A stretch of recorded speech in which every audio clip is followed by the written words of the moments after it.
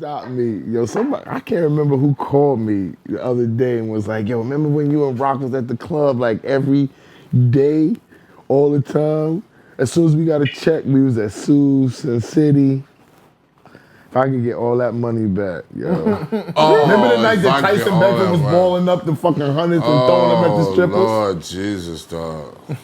Yo, remember when you was communicating with somebody up in Sony, and she was cleaning the table and found a check for $90,000? Yeah, she found a check for $90,000. That's a great story, man. We got it. And she called me. She's like, yo, I got a check. She's like, I got a check for you in Rock, and it's. I said, a check on the how much? It was from it was from 50. Yeah. No, and I was like, it was from Christina. No, Christina was later. Christina, it was a Christina check. No, Christina was what we had to clear up, and then they cleared up the samples because you didn't want to bite all the samples. She wanted you to bite the sample. The sample from the intro. Yeah, because so Dirty didn't have a sample. Yeah, when you bit the sample, that's when she paid us. But the check that was on the desk was from 50 Cent. And that was for $90,000 just on her desk. She called me. She was like, "Oh, this is on my boss," and it wasn't her desk. It was on her boss's desk. In the strip club. No. It was on her boss's desk at Sony. And she called me because I had niggas in Sony that were... I was thinking the strip club too. I was like, $90,000 check. That's a lot of money laying around. He said the chick in Sony. Shit. The chick in Sony, yeah. He said the chick in Sony, and she just called me, and she was like, yo, I was looking over my boss's desk, and for some reason, it said Rockwilder F5, and I have a check for you. So I'm like, how much is it? 'Cause I'm thinking it's like 10,000 or something. Like, how much is it? She was like, it's 90. I was like, yo, I'll be right there. My nigga teleport. Bitch, I'll be right there. And it was a Monday. Yo. But the check was on. But it wasn't even a Friday. It was a Monday. But the check was on. But that's the beautiful thing. Yeah. He's thinking, it's probably like 10,000. Yeah. Yo, bro, 10,000 is still some good money. Yeah, exactly. Yeah. Take that shit. I'll come get it later. 10,000. Look at his face. Look at his face. I wasn't rushing up there for 10K. Yeah. 90, you teleported, right? No, 90. When I got there, the crazy thing is that the check was expired. The check was on her desk for so long, the shit was expired. Yeah. And I had to go back. Nigga, he know I would be in the building all day. Somebody gonna recut my check. Somebody gonna recut my check today. It was on the table. Just. It was on the table. I worked at a booking agency and I found a check for DMX. I sent it to his house. Like I just found it. You a good dude. Some garbage shit. Like cleaning it up. I was like, why is there a check for Earl Simmons here? Yeah. Goes find nobody and it's just laying around. Bro, shit gets caught in limbo. Thank God for direct deposit. Oh my God, Jesus. Was that a thing after a while? It was like, yo, we'll just send it straight to your account? After a while, but they just started doing direct deposit labels like 5 years ago, 7 years ago. It ain't something new. And you had to set it up for yourself. They just set it up whereas you could see your money now and know what's coming. All that, you didn't know shit. You had to wait till your check came. You'd be like, oh shit, okay. And then they send the statement later. You guys are good friends to have. Very good friends to have. You ready? Factory settings. Everybody ready? Mm-hmm. All right, we back. My expert opinion, the fastest growing show ever in the history of human beings. We're just skyrocketing. Yo, shout out to all the new subscribers because we got like 50,000 of them in 1 month. Wow. Yo, listen. When I start doing interviews and Versace shades and shit, don't judge me. Don't judge me. I worked hard for this. I'm judging. I worked really hard for this. I'm judging. No, you're gonna do it too. I'm judging the shit. It's gonna happen to you, man. I'm not even wearing Versace You're gonna start getting shape ups with your beard and all. And your braids gonna be freshly twisted and dyed. They're gonna be different colors. And I'm still gonna judge you. Money changes people. Still gonna judge you. Talking about the cardboard with the spray. Judge you. It's all good. It's all good. Hit that like, hit that share. Let everybody know you in here. Don't cost you no paper unless you's a mother hater. All right. Again, shout out to the new subscribers. Leave in the comments how y'all feeling about this VR thing that we be doing. Yeah. You know what I mean? I just put First podcast to do VR. I just put a post up. Did you see it about the VR? Somebody sent me a whole message about the VR. I tagged you on it. I put it, he was like, yo, the VR shit crazy. What He's like, yo, watch, the niggas about to copy y'all shit, but y'all the first ones to do it. Yeah, I literally just put in my story and just tagged you. Dude just sent it to me. Listen, man, I have no problem showing brothers the way. Zing! Innovation. No problem. Space! Man, ESSO in the building. You feeling better today? A little bit. I feel a whole lot better. I had a chance to get some rest. I actually was in the bed until I came here. The nigga was just waiting for me. Yeah? Yeah, I was sleeping. I just been burning the candle at fucking both ends, yo. So working. You might need a vacation, bro. I just need a little bit of rest. You know what I'm saying? Rest? I'm gonna rest the next like Friday and Saturday. I'll be all right. But salute to the family. Yeah, salute to the family. All the way around. And your mom's doing better, man. What? One time. What? Let's go. The lady. Exactly. My pops just called me today. Yeah? That's dope. Yeah, we love that. MECC. Kung Fu kicking demos all over the place. Man, Just as long as it's love to have a good coast. the most violent, humble human being in this whole set, yo. If they knew how violent you Violent, humble human being. Oh, yeah, Yo, damn. guess who I spoke to about you today? You probably know. Jay Dixon. Jay Dixon. He called me today. Salute to Jay. That's the homie. He That's said the he loved the homie. show, and he watched the show, and he was like, yo, you and MECC is my man. Blah, blah, blah. He's the homie. He told me Shaka and Jeff watched the show. Shaka and Jeff is my dude. Tell Jay, holla at me, son. I ain't speak to him in man. He just, yo, I didn't know he managed Pumpkinhead and all that. He was just telling me all the time. No, he was running around with Bless. Shout out to he Bless. said Shout out to Bless. That's Bless my was guy. NYB back in the days. Now he's managing Fabio. Yeah, Really? Yeah, I was on the phone with Bless. Like, I was. He used to come, when I was DJing. Jay would come just hear me rock. You know what I'm saying? Just come sit in the back and you let me spin, and you know what I'm saying? We should just try to bond get off this that. guy a night in the club, but you know. It's coming.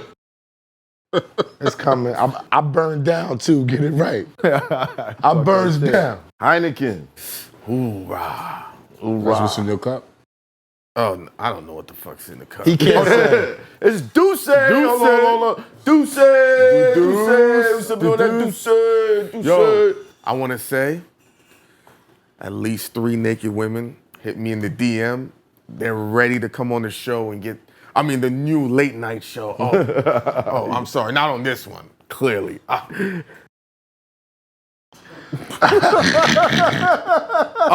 was this close to getting bleeped. I'm telling you. He this made close. it. He made it today. You know, we Now live today, we have a sensei, a legend in the production game. A legend, and I gotta say production game because I can't just say hip hop.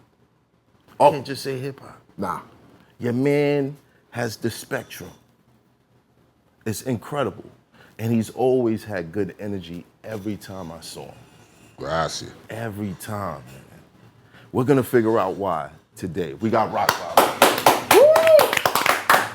That's good. And you know what? I'm gonna celebrate a little bit of Deuce with y'all today.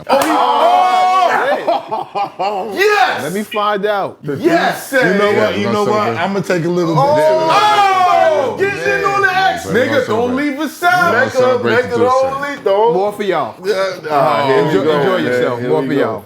I'm gonna drink with my mans Yeah, today. because yeah. I haven't drank in a long time. My man Rock came out of retirement. Yeah, I'm just, I'm Off a just. hiatus. Yeah, so I'm a sippy Off a sippy. hiatus. Little sippy, Take a sippy sip. little sippy. I'm gonna have a little sippy sippy. Yeah, too. What better way than to do it with the dude said? Yeah, it was your cup that did it. I know. You know what I'm saying?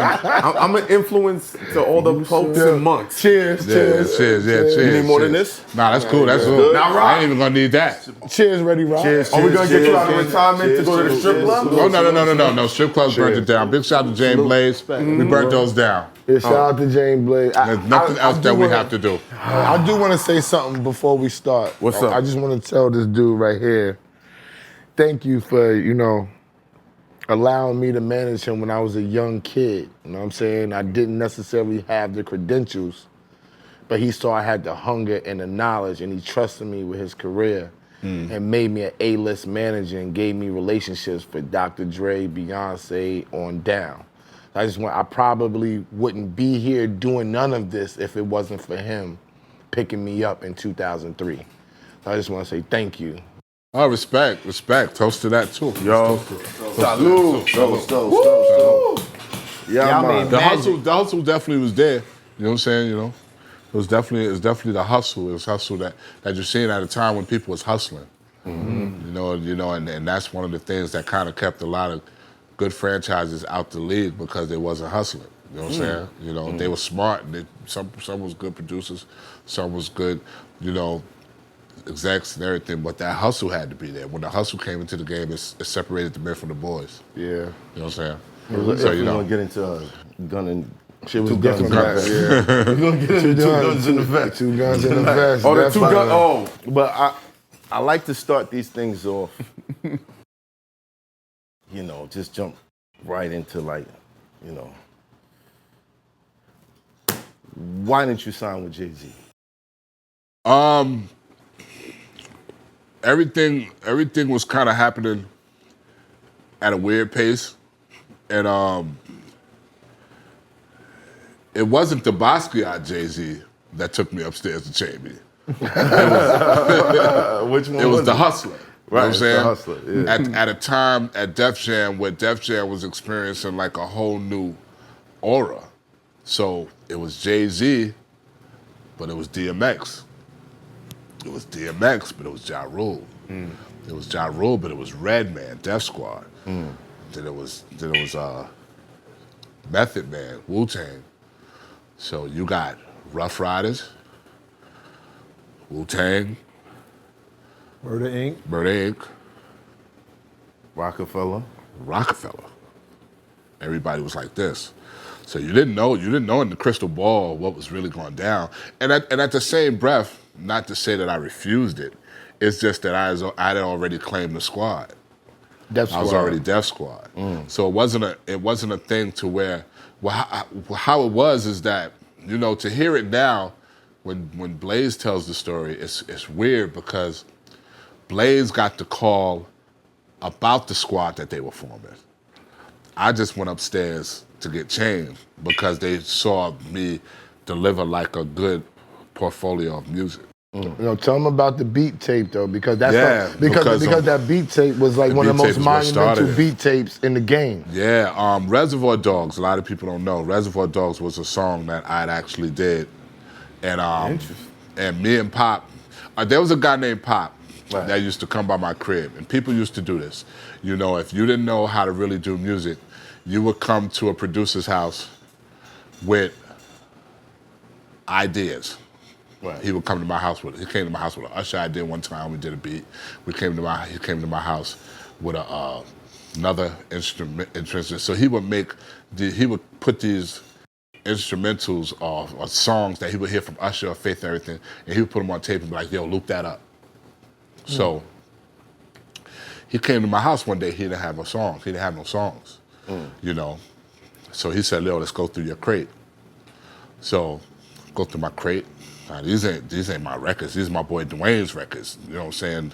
My boy Dwayne from Queens, because he had a group, so he was loaning me his crates of records. I was going to the studio to work with him, and I would use his crates of records.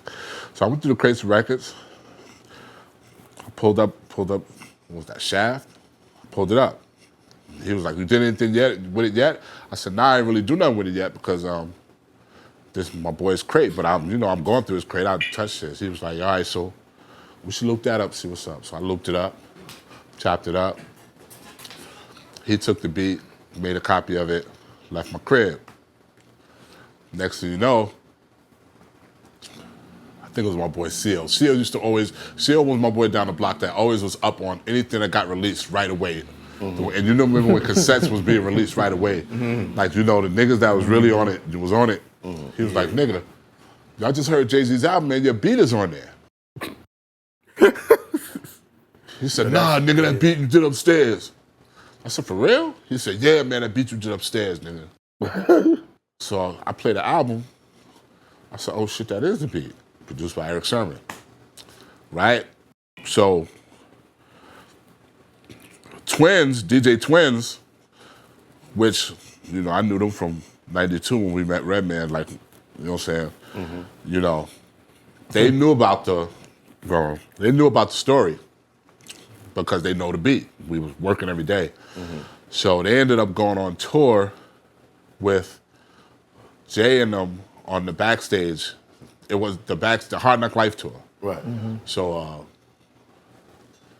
they playing the beat down in Miami. But we talking about Jay-Z's biggest album. Yeah, Hard Knock Life. Yeah, the Hard Knock Life. Yeah.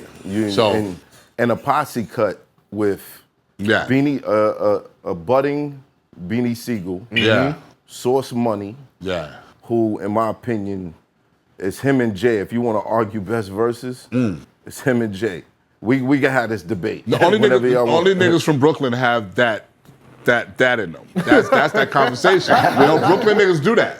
They say it's either Sauce or Jay. Bro, the you know what I'm saying? Bars. Yeah.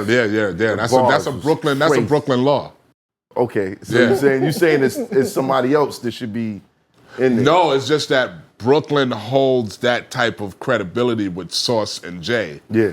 When it comes to the true lyricists. Because nobody's gonna ever say Sauce in a broad spectrum. Yeah, they would be like, But never. Brooklyn lyricist like yourself was gonna say Jay with Sauce. You know what I'm saying? They're gonna do that thing. Some people gonna say Jay and Jazz. Some people gonna do that. You know what I'm saying? But Brooklyn holds that law to do that, it feels like. But on that track, Reservoir Dogs, y'all want to have this argument?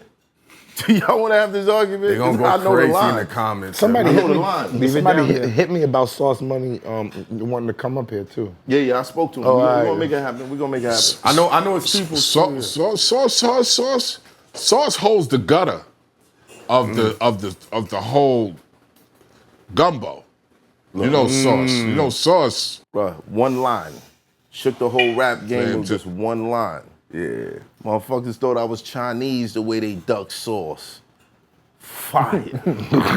You saw Brooklyn, my nigga. Fire. I'm saying, but my punchlines come from listening to joints like that, and I'm like, oh, that was crazy. Yeah. So with a battle rapper's mind, we take that and then we like, turbo boost that shit. But, that's where it comes from, like witty shit like that. And Jay-Z, Sauce, they was good for that shit. You know what I mean? Yeah, Jay, taking nothing from Hov, because Hov, I live off Hov's line. Like one line I live off.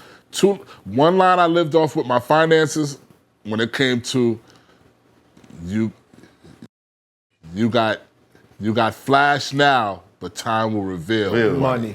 I always live by that law. And then the one that I judge my how I deal with life is, no matter where you go, you are who you are, player. And you can try to change, but that's only the top layer. Nigga, you was who you was before you got here. I got that line for dogs, older people, women, life, situations, everything. If I'd say that line and you're on the wrong side of that line when I recite it, I'm not fucking with you. That's it. Yo, he mentioned something about the producers, because when you mentioned Just, so the goal for Jay was to have Just, Kanye, and you. Oh, so let me get back to the story. So so they're in Miami, they playing Reservoir Dogs. Yeah. And they're celebrating. You know how Jay and Dame and them, and they playing pool. The story that was told to me from Richie and Ray. Eric didn't do that. Eric did do it because we won a Grammy off this. No, Rockwilder did that. So the word was told to me that they said, yo, tell that nigga, go up there, get a tape, tell him to give me everything you got. Them niggas came home, because this was a life-changing thing they did. They came home, used the one day that they came to see their families. Richie said, yo, before I go back, I must stay in front of my crib in Empire. You need to come and bless me with this cassette, because I'm taking it to them on the only day they was able to come back. I went, gave him the tape, gave it to Jay. Jay took the whole first side. Yeah. The first song that I gave him, that I specifically made on that tape, was For My Thugs. Jay took that. There was a host of other stuff on there.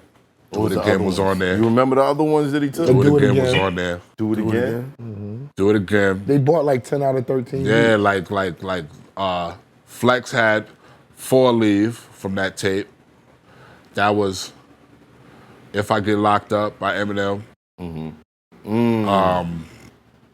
Because If I Get Locked Up tonight. Yeah, If I Get Locked Up tonight. My money come home tonight. I don't remember that. Oh, wow.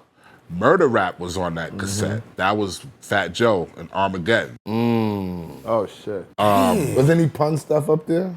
Pun was way before that. Okay. Pun was when that was me and Andrina and the Sean C back in '96. So just to clarify things, why did Eric Sermon get the credit? Now, in this day and time, you understand that artists and producers like Eric Sermon, they were big names. I wasn't a big name producer. Eric Sermon was definitely in the position to receive tracks from received tracks. So Pop gave Eric the track. You know what I'm saying? Should have been represented a little better in the presentation. Yo, take a sip, take a sip, take a sip. Because I was Redman's goon. Right. You know what I'm saying? I had already solidified my place back with Flatliners, back with Pun, back with everybody. You know what I'm saying? Organized Confusion, I had already solidified my spot. I was already on Red's albums. So should have been introduced a little better of who actually did it. That's up to Daryl Pop Trotter. You know what I'm saying? He has to figure that out. He has to answer that question. But of course, as a young kid, you bitter because you figure like every chance, especially a Jay chance. Come on, come the fuck on. First of all, this is his biggest album. That we talking about, the Hard Knock Life joint. Volume 2, right? Yes. And the crazy thing was also, Red had already kind of had me in the whole dope album category. So I wasn't even looking at the position of what that album was. I was just looking at, damn, nigga, it's my beat. You know what I'm saying?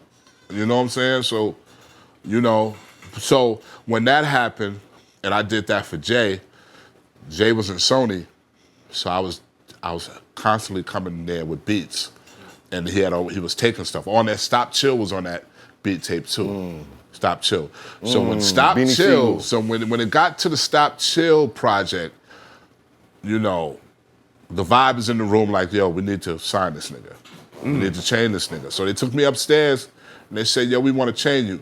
Now, I'm not gonna front, had I not been with No Squad, and to tell you the truth, had I thought about Reservoir Dogs, you would have done it. I probably would have just, you know what I'm saying? Yeah. But Redman ain't never did no shit to me. Right. And Eric ain't really do no shit to me neither. You know what I'm saying? So I was loyal. You know what I'm saying? I was just loyal. I was just, you know what I'm saying? Were you under contract with Eric? Nah, never. Red never signed me to anything. Red never signed me to any contract ever. He never put his claws on me. Never. So did you ever get the money for that, for the Reservoir Dogs joint? Reservoir Dogs, unfortunately, I didn't get the money, but it started my Jay-Z relationship. It started it. And then I was able to drop that damn Do It Again. Because Do It Again was in the anger of Reservoir Dogs. Rockwilder was in the anger of Reservoir Dogs. Right. A lot of great records that I was trying to prove myself to beat the odds of what I lost in Reservoir Dogs, I was putting on that tape to say, all right, fuck that.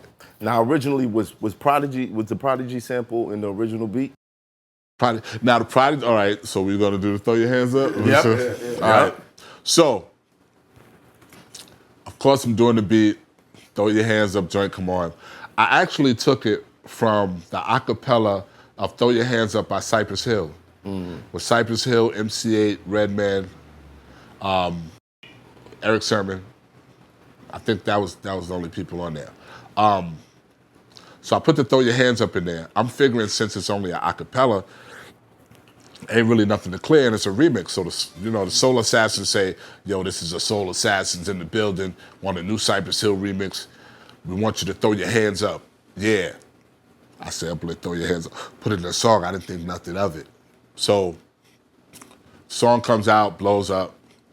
All of a sudden, my Jan Walden, my lawyer, calls me in the office and says, yo, I get a call from a lady talking about throw your hands up is somebody she knows. She puts a claim in. So then Jay asks me and says, yo, throw your hands up, is that?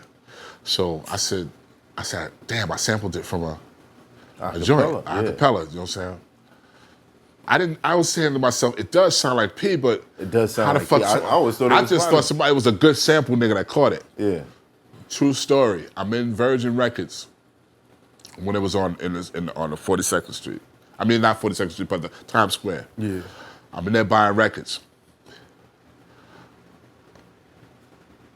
I'm online looking at a girl at the cashier, and from the way the line is gonna work, I'm gonna walk to her. Right. So I'm like, damn, it's fine, man. Like, bad shit. Damn, the way the line's working, I'm about to go next. You're You know gonna what I'm get to saying? that. You're gonna get to. Homeboy starts stalling with her. This dude calls me to the cashier. I put all my shit up there. He looks at me, he says, yo, you Rockwilder, right? He said, yeah. He said, yo, I'm gonna throw your hands up, nigga. I'm gonna throw your hands up, nigga. I said, what? He said, throw your hands up, that's me. That's me. I said, yo. I said, how did you know that was you? He said, I'm laying down with my girl. He says, the song comes on. I'm like, yo, this song is hot. This song is hot. She starts listening to it and says, babe, that sounds like you. He says, nah, that ain't me. She said, no, let's play this again. She said, babe, that's you. She was the one that called my lawyer. He said, I would have never knew. Did you He end up said having she to pay pointed it out. Now check this out, and here's how I know. No, first of all, hold on. What did you say after you said it was me? I'm looking I'm at the my one life. suing. I'm just looking at the. I'm the one coming for the God. check. I'm like God. Okay, so I'm looking at this line. I know how this line's supposed to work. Right. I was supposed to be there. Right. You send me right to the dude to clear this whole thing up. Now, from what I do know, is that although I sampled his voice, that was a remix of an original. So he can't get paid. So the original people get paid. Y'all get paid, he don't get paid. So the original Throw Your Hands Up mix, I think, gets paid off of the writers on that. Right. Mm-hmm. The Soul Assassins remix, I don't know if they get the money. No, they don't. Wow. You know what I'm saying? I hope he got paid. No, he don't get the money. I hope he got paid. He ain't getting nothing. So you made that call for nothing. Well, I think right now he can ride off into the sunset like, yo, I'm a part of Part of history. Yeah. part of history. What about Yeah. the original sample that used his voice? Would he get paid off for that? No. No. It's not He never his. said it on the original. He was on the remix. He was on the remix. So once you on a remix, technically most remix. No, hold on. Let me goes to the understand the original. sequence because I'm lost. You took it from a song, right? So what about from that original song? No, I'm trying to explain to All right, you. my fault for. When you do a remix, you don't have no rights to it. Very few remixes do they go back and restripe them, which means that you can make money off it is if they restripe it. Yeah. Right? So when you have Bootylicious remix that goes wild crazy, they'll restripe it and give you royalties off of it. But Yeah. you're not gonna get publishing off of it. Yeah. You're gonna get royalties. So he probably got royalties, but he not didn't published. get no royalties. Nah. That ain't Because he happening either. he remixed the original. So he Do you think he gets money off the original? he Since No, he has to you're pay missing. He has to produce the original. He remixed would have had the to produce the original. The original people are who have the rights to everything. So if I go lay this beat down and you put something on my beat and make it a remix, you have no rights to I'm my talking shit. about the voice, right? You have Same no rights shit, to bro. my Same shit. shit. This is a remix. You have no rights. I created this. It might just be a buyout. It might just been a He buyout. ain't buying nothing. He ain't getting Well, he got paid off the nothing. remix. He ain't gonna get. That's If tough. he gets paid off the Nothing. remix, Yeah. he can't get paid off of what you did from another nigga record. Unless he brought the original. It's Unless a he wrap. brought the can't get original. paid. Wow. Unless he brought the Well, original. let's If he hope, brought the original, let's hope that from If he- the actual Rob, issue if of he it. had, if he had the money to buy the original, he wouldn't be cashing you out in the record store. So what happened when you saw him? It was just that meeting, that translation. He was just tripping off the fact that I'm on it. I'm on it. Yeah. You know what I'm saying? And the fact that his girl stayed with her. She know your voice, nigga. You know what I'm saying? She know your voice. Marry her. You know what I'm saying? She got you right. Right. Because you didn't know. You know what I'm saying? So that's what happened. So, but the whole in the whole scheme of things, nobody. I feel like I was just having to get mine in the game. Because when you grow up in the game, I figured you gotta go through your thing. I was always doing stuff for E. You know what I'm saying? When Eve didn't want to do it, I did it. So it wasn't like Eve was trying to just Right. You know what I'm saying? It was just a situation. You know what I'm Did saying? they ever And fix then- the credits? Huh? Did they ever fix the credits? They're fixing the credits now. Okay. Because I am in the Wikipedia. So the Wikipedia is credit that I actually was on it. So it's still an Eric Sermon credit. It's just a co-production by Daryl Pop Trotter and Rockwilder. I could deal with that. He is Funk Lloyd. As long you know as you what I'm get saying? that in the catalog. Yeah, you know what I'm saying? Right. I mean, niggas know now. Right. Niggas is like, oh shit, Rockwilder did Reservoir. Well, he I definitely gotta know ask now. you. This is a producer question. Huh. Because when I heard that record the first time, I was like, because I used to produce. Yeah. Like, is that a 3-bar loop? Do it again. Do it again. Do it again. It's a 3-3-3-4. So it's boom, boom, I boom, was like- boom. And the crazy thing about that on the was, third, and then it switched over to. I was trying to just be a little different from how the beat tapes was being submitted to Rockefeller because they was going through beat tapes. Jay is a beat nigga. He goes through them beats. And Dame is definitely the comedy of it because if the shit ain't hot, he gonna laugh at you. You know what I'm saying? I was just amazed that it's a 3-bar loop, but they're riding it perfect. Yeah, they're riding. I think me doing that kind of made things different. All right, nigga, I'm here. You know what I'm saying? I did that purposely, and I was definitely inspired off Q-Tip's 3-bar beats. Q-Tip has amazing 3-bar beats that I was definitely in love with. And I was also, the intros that I was doing. Shout out to Q-Tip. Yeah, shout out to Q-Tip. Thank You for Award Tour because that song is so infectious to my life right now. I play it every morning like Award Tour. I play it. You know what I'm saying? And my intros was inspired off Swiss. Because at that moment before that, I was just doing beats for albums. I was just happy with doing beats for albums. But I did see that the dance floor in the club was kind of going to this next thing, and Swiss was definitely introducing that type of vibe, that energy. That was definitely dope. So, niggas was coming and saying that they needed joints, and I knew they wasn't dealing with me just doing any old beat, a certain way. Right. So I just took the hottest thing that was going on, and that was Jigga My Nigga. And he said, bam, bam, bam, bam, bam, bam. I did bam, bam, bam, like I was being inspired off Swiss. That was definitely influenced by Swiss. But to this day, when that rings off,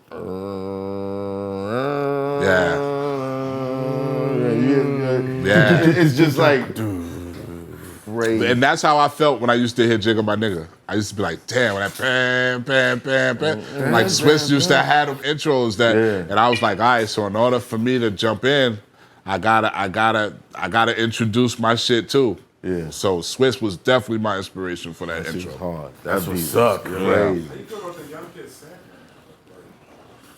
I mean, we it's like, damn, oh shit, you sampled my shit. Like I'm just like, wow. I'm like, wow. That just means you're getting old. That just means you're getting old. And you getting old good. You getting good old. Because 20 years later, it's still. And then the Lobby Boys did it. You know what I'm saying? Like, it's just like, damn, you're sampling me now. So I did my job. You know what I'm saying? That's dope. Well, I did my job. I don't want to skip past something. You said Redman's goon. Well, I was his little nigga on the beats. I was a little nigga on the beats. I was sick of, he was sick of me on niggas, you know what I'm saying? Right. You know? But it was crazy because we were doing our own style. We was doing Fades of Jamal by Jamal. We did Jamal's half of Jamal's album. You know what I'm saying? I'm fresh from the Organized Confusion camp, beats with Monch and Farrell. You know what I'm saying? So, you know, where'd you start? I started in Queens, dude. Started in Queens, and I was around the corner. I was a little kid. I was a little kid popping in Queens, but around the corner it was like Motown, man. I had a best friend by the name of Khalid, and his brother was Sheikh, Little Sheikh in the hood, and back then it was Wild Style and all of that happening. And it was a crazy thing because hip hop was doing such a thing to Queens and Brooklyn at that time, you know, listening to it, but then being a part of it was what was going on when I was going around the corner to 174-16, right. 111th Avenue. You know what I'm saying? That's like my Motown, you know what I'm saying? So Khalid and Sheikh was this amazing dancer. He was breakdancing, and he was down with the Dynamic Breakers. And then the Dynamic Breakers also had a nigga named Spider. Spider created the Spider.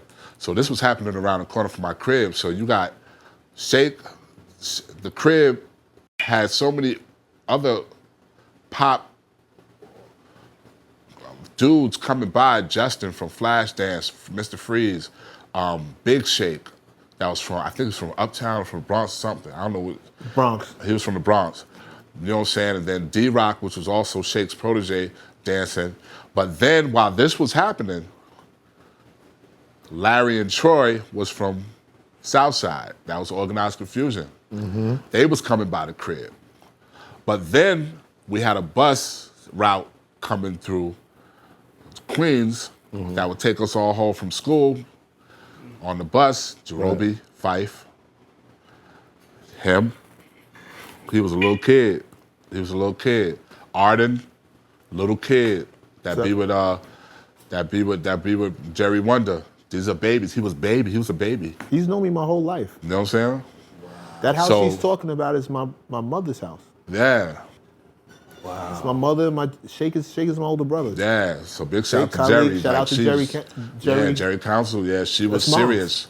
You know what I'm saying? So Sheikh is becoming this amazing artist.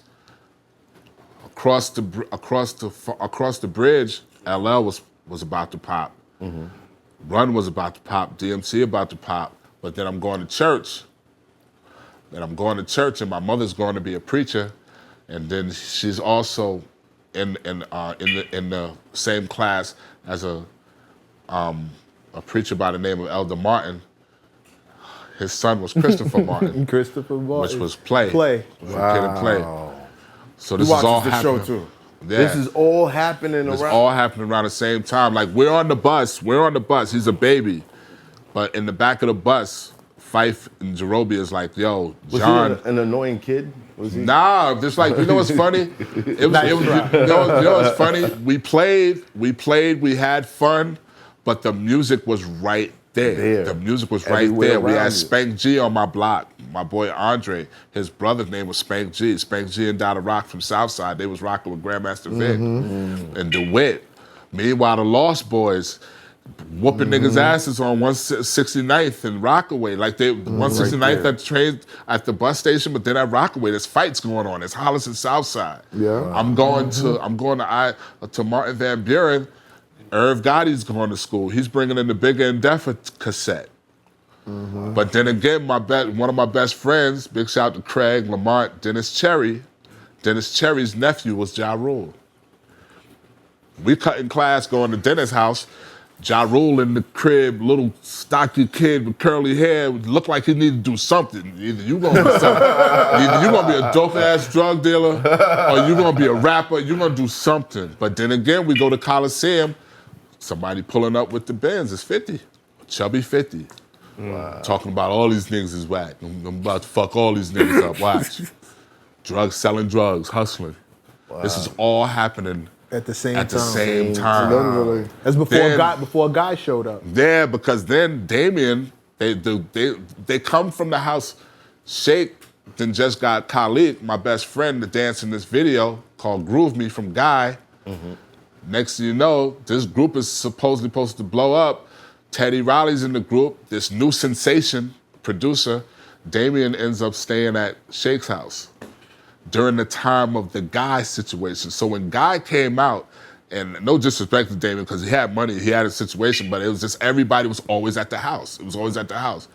So Damien, when Guy album came out, Damien was living at the house. I remember. He had 7 #1 records, and he was staying at the house, and it was just so crazy how everything was happening. Then Prince and March did Who Stole My Last Piece of Chicken.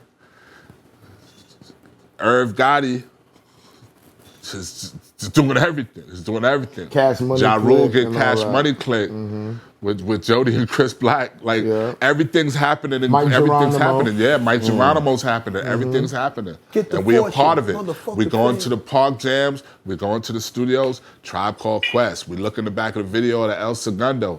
There goes Roby and Fife, my school niggas. We still on the bus. But while that's happening, they're still riding the bus. They're still getting on the bus at 169th Street. So I gotta ask you, because Q-Tip told a story about... Hold on, real quick. Rest in peace, Shake. He Oh, passed yeah. away. Oh, come on. yeah. No, man. Rest in peace, Shake. Shake. We just celebrated a birthday. You know what I'm saying? Rest in peace to my man, Shake, man. But he is the reason For all of that. For all of that. He was all of that. And we call that house 174-16. We call that Motown. That was big Shout out to Miss Shake, Council. Khaled, Miss Council, Janice, Raymond, Sade, Sade, Diva. hey, Sade. Wow. You know what I'm The saying? whole family. All of that happened. All of that happened in front of that house. Magic was happening in front of that house. Bobby Brown came to that crib. Albie Shore came to that crib. Aaron Hall came to that crib. Teddy Riley came to that crib. She got plaques. This is like... Miss Council got yeah, plaques. she got plaques on the They walls. gave you know her what I'm plaques. saying? Yeah, they gave her plaques. Crazy. This is all happening in the youth of us, like not even knowing what I didn't even know what I was going to be doing. Right, but And then you all were of a around sudden, it, you were surrounded. I was around it, and then all of a sudden, I did a beat tape. Me and my boy Tyreek Lawrence, we did a beat tape. I gave it to Mike Orgal. Mike Orgal and Shake and Damien got together with Teddy Riley in their purple. Shout out to Teddy. Yeah, Teddy in the purple MPV, and they sent me over to Zan's crib in Jersey. A dude that I just met, but he put me in his home and he let me stay in his basement and learn how to work the MPC. And Zan was also another big component for my career because he was letting me be a part of what he was doing with an artist by the name of Wade Elliott. So it was just a whole big thing that was happening. We were searching for it in weird ways because we wasn't aggressively going at it, but it was just happening because of our talent, like he was always around because he was always interested. He just wanted to be around what was happening. And look at him now, you know what I'm saying? The fascinating part to me was watching them in the living room, watching Video Music Box or listening to whatever. That Video Music Box was like church. Yeah, and this is me like literally cheating. When I tell people I'm cheating, it's because I have generations of hip hop from dudes who had the original albums, early breakdance crews. Yeah, that's why my standards are so high. And I used to sit there and watch them, my big brothers. You used to breakdance? I tried. I wasn't Shake. Everybody tried. I wasn't Shake. I was rapping though. I was definitely rapping. What was your rap name? Rockwilder. It started as Paulo. It started as Kaz 1 because I was a Grandmaster Kaz disciple from the Amphitheater, Wild Style, Grandmaster Kaz. I was a Fantastic Freaks joint, Fantastic Freaks, The Cold Crush, Wild Style. I worshiped that album. That was my Bible. That I worshiped that album. And when I got a chance, I called myself Kaz 1.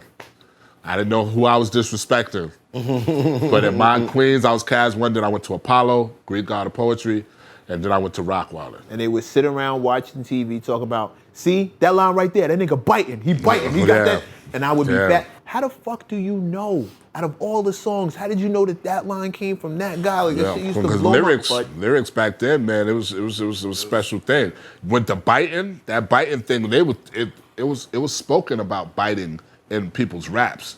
There's a lot of bite lines, like KRS-One talked about biting, Shan talked about biting. A lot of other biting was the line. I think that Jay-Z made biting lines cool. Yeah. What you mean? No. There's a difference between biting and paying homage. Well, Jay-Z. Oh, you said Jay-Z made bomb. I think he paid homage. He paid homage. but okay, I mean, y'all gonna say that, right? Yeah. But he would acknowledge where the rap came from. Y'all gonna say that. I got it. But Okay. the people outside is gonna be like, yo, and we've heard it before. So y'all can say homage, but you know we've heard it before. I think a Because- KRS-One back in the Late what's that 80s. first album? Late 80s, early 90s. I know what you're talking about. Love's Gonna Get You? No, the first album of Boogie Down Productions. Oh, the first Back album. then, wasn't- it would have been a sin to recite a line. And- But I think that's- Jay made it fashionable because Jay took it and did another type of thing to it and made it like he was actually saluting the artist. Right. And him saying it, how you gonna fuck with me? Because I'm me. But you Like, have to- that's how Jay did it. Right, Jay, right, right. Jay You gotta- put a chain on it. You got to remember, Jay was shouting out his man. Yeah. And continued to do so after his man was gone. Yeah. So here comes a generation of kids who don't know don't his man. know. So they he's- just know him, and he's reciting these lines. Yeah. So they just think reciting That's someone nostalgia. else's lines It's is like- cool, he's- and that's the This is style. what I'm saying. He's That's putting the nostalgia to the. This is exactly what I'm saying. I saw you when you started. I know what you mean. Because most of the stuff, like, People if think you it's follow, blasphemy it to was come obvious. against Jay-Z. Yeah. It was obvious. Because he where wasn't the trying to stuff make was it like coming his from. It wasn't line, like, this is my hidden. shit. It And wasn't then, a then he put punchline a, and then he nothing. put a line behind it and said, what did he say? I could. I'm not a biter, I'm a I say writer a for big- myself. say the whole thing. When I say a lot, I'm only bigging up Say my it brother. slowly. Bigging up my borough, I'm big enough to do it. I'm not thorough. Plus, I know my own flow is stupid. So them rings and things you sing about, and then Bring proceed them to out. do a biggie Right. line. But Right he after did that. He said that. I got chills. Yo, yo. I got chills Yeah, from the yo. liquor when you He said said that. Crazy. that. He said that because he was catching heat. And niggas is forgetting that because this is 20 years later, what was going on. We was in there. He was catching heat. Niggas was saying, yo, it's cool to use Biggie, but you're using him too much. So he was, it's And that's why, and you know that, hold on, right? And I that's mean, why he came back with the line. There might have been a conversation, but he addressed hold on. it. He Was it addressed it very quick. And when that nigga said, plus I know my own flow is foolish, so to all of them things, bring him out. He went back to the bullshit. Word. I said, all right. So, But he was so paying, he's clear. He was paying the he's kids. clear. He was paying. Yeah, he's paying homage. No, So no, was no. it because he was money? doing- He was Publishing, getting going- the publishing and giving Right. that to his kids. He was paying. So was it because he was doing it too much or because he did it? No, because niggas misunderstood what he was doing, and people just want to jump on a trend and without even really understanding it. So That's what it him is. bigging up his man constantly, all you see is him repeating somebody else's lines that's and don't what know I'm the saying. science I behind it. understand, but the time frame he's doing it, Biggie hadn't been dead that long. So That- yo. no, hold on. He was dead long. No, listen. It's close enough. Biggie's music is so lifetime. We know it's his lines. We know. Hold on, listen. We In the know. time he's doing it, right now, he ain't been dead that long. So Did- people gonna know and say, that's Biggie's shit. Right. But nobody. If he was doing it 20 years, What do you That's what I'm consider saying. not That's that what I'm long, saying. though? No, it's not. It's what, still. 5 years is enough? It was more than 5 years. When? But yo, It was time like frame? 7, 8 years. It And- was more than 5 and- years. Yo, when we and playing Biggie's song. this is something that I know for a fact. I don't be on the show trying to make peace with niggas. No, I know for understand that. a fact that niggas was like, bro is wilding with this shit. Because Bro is doing- why was he okay. wilding? Because he was doing it or he was doing it too much? They said he was doing it too much. That's my point. And this is my point. They And so know that- it's his line, It though. doesn't matter. They- but the fact that it carries over to what you said. Yeah. Bro, that now- if you were 7 years old when Biggie died, you're now Understood. 14. Yeah. At 14, you're doing your own songs. And all you know is he's repeating Biggie. You don't. I understand. You're You not don't old understand. enough. But to the get it. 14-year-old You don't understand the relationship Exactly. or what's happening. Thank you. Like, if Exactly. the publishing is going Exactly. with his kids, the people don't understand that. But we've been through this a million Okay. times, bro. Hov ain't no biter. His own flow is It's foolish. Foolish. You know what I mean? Like paying homage to this man.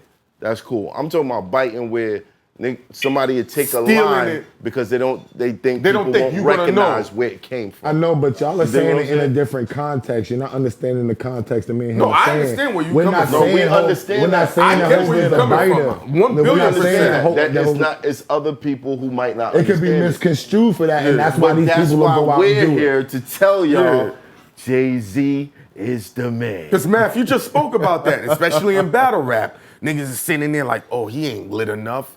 I'm gonna jack his shit. Yeah, they take my stuff. I think in battle rap now, biting is like a gun, it's like a shot, right? Like a shot. You can't bite. You can't bite at all. No. Oh, niggas doing that shit. No. They doing it. There's a whole debacle right now. I don't even want to get into it. Man, There's a whole debacle going on right now with a Funkmaster Flex freestyle in somebody's first round. It's crazy. Oh, my I'm not gonna get into wow. it. Jesus Christ. I'm not gonna get into All it. But there's been plenty of biters. Like I've heard my lines. I watched the battle. You punched people in the face for them lines. But no, not for the line. I haven't. You address your biting. These are my peers. Some of You've them addressed biting very well. But I feel like I've seen battlers battle each other, and both of them use my lines before. That's it. And I just sat there like, yo, this is crazy. That means they owe you royalties. No. You're now being sampled. No, You're in the battle rap Rockwilder era. owes them You're being royalties. sampled. I've that's heard another your conversation. line. I've solidified my place in the something with with Killers Gorillas with and the now Gorillas. Rock with you. That line has been your trademark. But it's the punchlines There's a punchline. that they'll just take little pieces or try to restructure it. That's biting. Yeah. Because now you're doing it in a way where you think nobody's gonna recognize whose line it is, and they're gonna give you the credit for it. Wow. Yeah, Jesus. that type that. of biting is what we like. See, we got away from the times when that shit, and It was I grew uncalled up for. when that. Oh was yeah, not that we the we shit. grew up at a time when biting was not like it was fight. It was niggas showed up to your show if you bit. With baseball bats. Yeah, KRS-One was Throwing was niggas off addressing it. stage. You know what I'm saying? A It lot wasn't of for other bite- for crews less were than addressing biting. it, but BDP was addressing it. Yeah, definitely. Who did they address? They were bombers. Yeah, From my because knowledge, shows was being crashed with the whole Juice Crew and BDP thing. That was a lot going on with that, and then it was LL Cool J. Yeah, it was LL Cool J, but LL Cool J And I don't know. KRS. LL Cool J we're going back to Bigger and Deffer. LL Cool J was God. And he wasn't really biting too much. He was creating his own lane. No, I don't think biting. I'm just saying. I was Yeah. talking about the clashes. Oh, with when like they- when it came- when KRS. the clashes came. Yeah, nah, I was just talking about the clashes. Yeah, I that never was thought later that on LL that- yeah, when it bit got nothing. hot I was like talking that. about- I was talking about Yeah. clashing. It was dope to see LL solidify his spot because he solidified his spot. That Bigger and Deffer album is probably one of the best albums of all time, dude. And I hear he has another album coming. LL? Yeah. Yeah. Who was it that played a? He was in the studio with Dr. Dre for a second. No, but someone came to the show and they played a snippet of something new from him where he was just blacking for like 40 bars. 40 bars? Yeah, son. He's wasn't- always going to be that a wasn't- rhyme. yeah, People because- yeah. underestimate Yeah. him No, as one he's of the a greatest rhymer. of all time. He's LL Cool J is beastly. He coined the phrase. I've He's seen this beastly. man rock shows for like 2 hours and change. No hype man. yeah. No hype man. Yeah. All across the stage Oh the yeah, whole yeah. time. Oh yeah. Oh, bro. I said, nah, That radio, man. that radio performance. L, you got it. Yeah, Some L- beast. L, you got it. Yeah. You No, got it, bro. I knew it was a problem when I saw him on a circular stage. I'd never At seen Sony, that. was that at Sony? It was, no. We was at the. It was at one of those conventions. Okay. Like one of those like all music conventions. I can't, Yeah. like Jack the Ripper. Jack the Rapper back Right. then. One of those. There was a circular. I'd never seen it. The whole stage was a circle. There were people literally 300. Yo, he never stopped moving. On And a he circular rocked. stage. The stage wasn't moving, but this nigga rocked forever. Nobody got bored. Even when it's a cardinal sin for y'all who are watching. Everybody knows it's a cardinal sin to turn your back to your audience. Unless you're doing something super specific, unless you got a move you're doing, turning your back to your audience is like rookie, amateur night, 101. You fucking cornball.